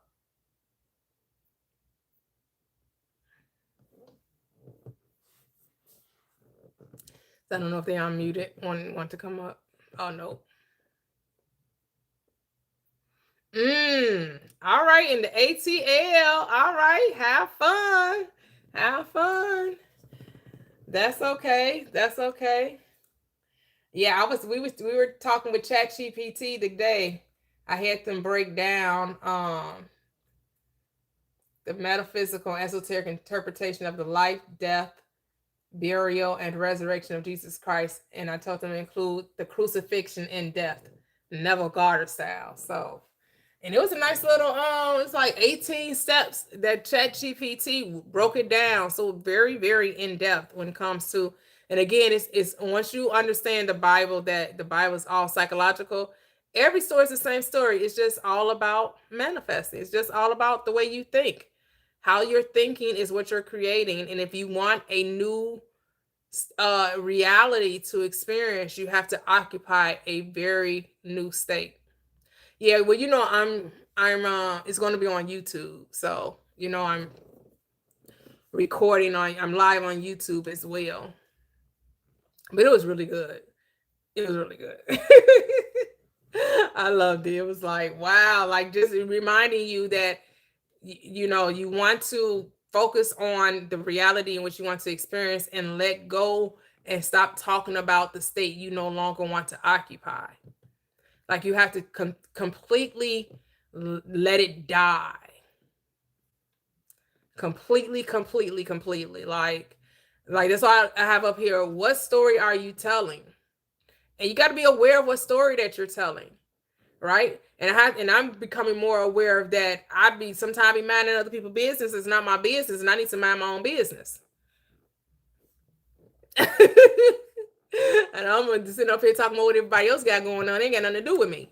So me really getting aligned and tuned in for the reality I want to experience, and making sure I maintain that state, that I give my attention to my story, right? Give my attention to my story. You too, Marcinta.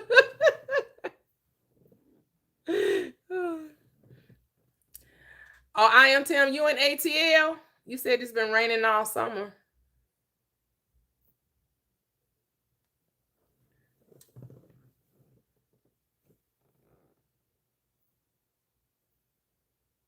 Okay. Oh, okay.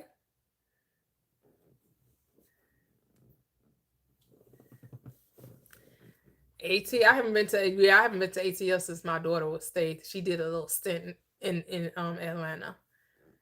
So that's been a couple of years. I'll be going to Tampa the end of September. But yeah, but we're still doing the weekend in Labor Day weekend. So if you guys want to come up and hang out with us as we tour some of the city, Labor Day weekend, the 4th through the 7th. You don't have to come for every day, or you can decide, come for Saturday and Sunday, or come maybe for, Friday or what have you. That is going to be a really, really awesome time. Hopefully we can see some of you.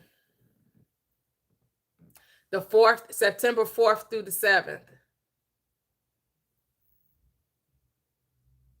Oh, okay. Yes.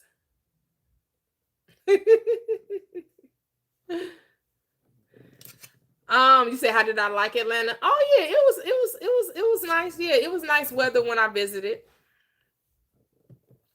I can remember, like, we went to a couple of places to eat. I know one place we went to, they had like a little like pond view. And another place, we went to a couple of eating, but I can't remember. I don't be remembering restaurants that I go to. But I do remember we did go to a couple of restaurants there. But yeah, it was cool. It was cool. You said hot Atlanta? Yeah, I didn't go I didn't go during the summer. Yeah, I know I didn't go during the summer because I can't mess with those southern states. Because I'm like, it's already hot in the Midwest. You think I'm gonna go to the southern states? I got them big old bugs and all. I can't do it. Not during the summer. I have to come when mm-mm.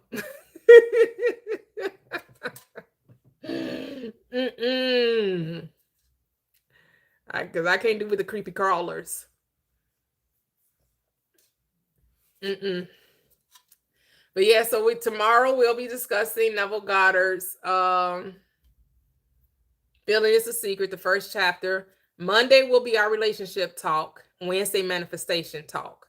So I do have a schedule. The other days can be hit or miss when I decide to come on. But we got Mondays, Wednesdays, and Fridays. Mondays, relationship talk. Wednesdays, manifestation.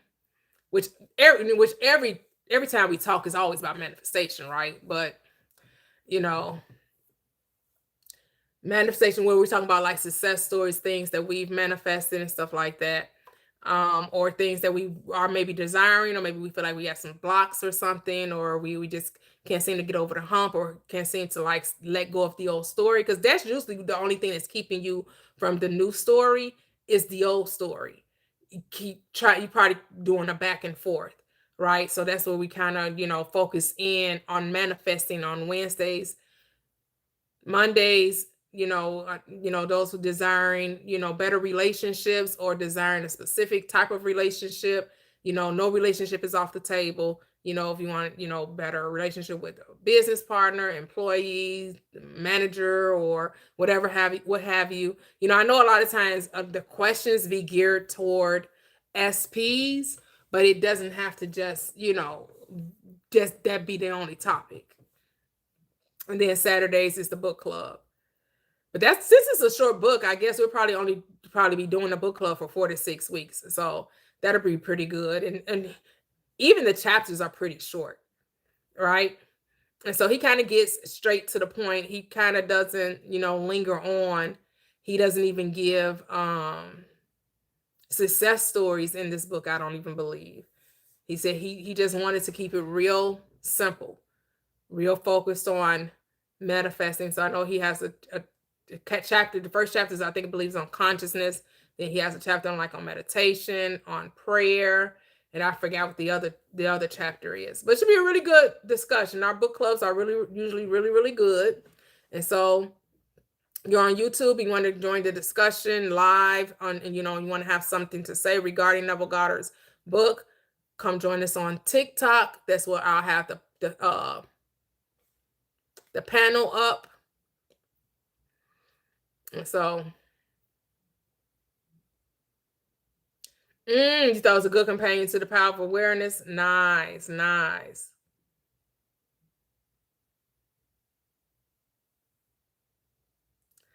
Not snow in August. What? Y'all getting all kind of. We're experiencing relief of the hot weather here.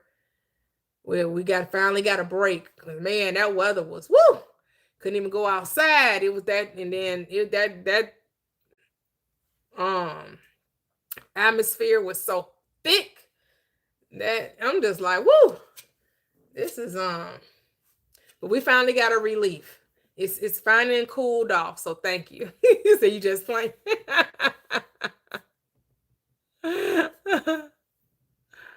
Oh my goodness. I don't know what that is.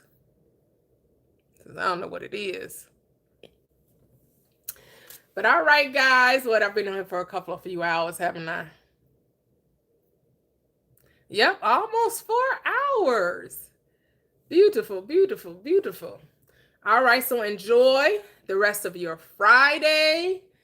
And if you need, if you want to, if you have Claude, instead of giving this to ChatGPT, the prompt I gave you guys, maybe try giving it to Claude and Grok too. I like them. I like those apps too. Because I may try it too. I may take this and see how Claude breaks it down, how Grok guac breaks it down. So pretty good.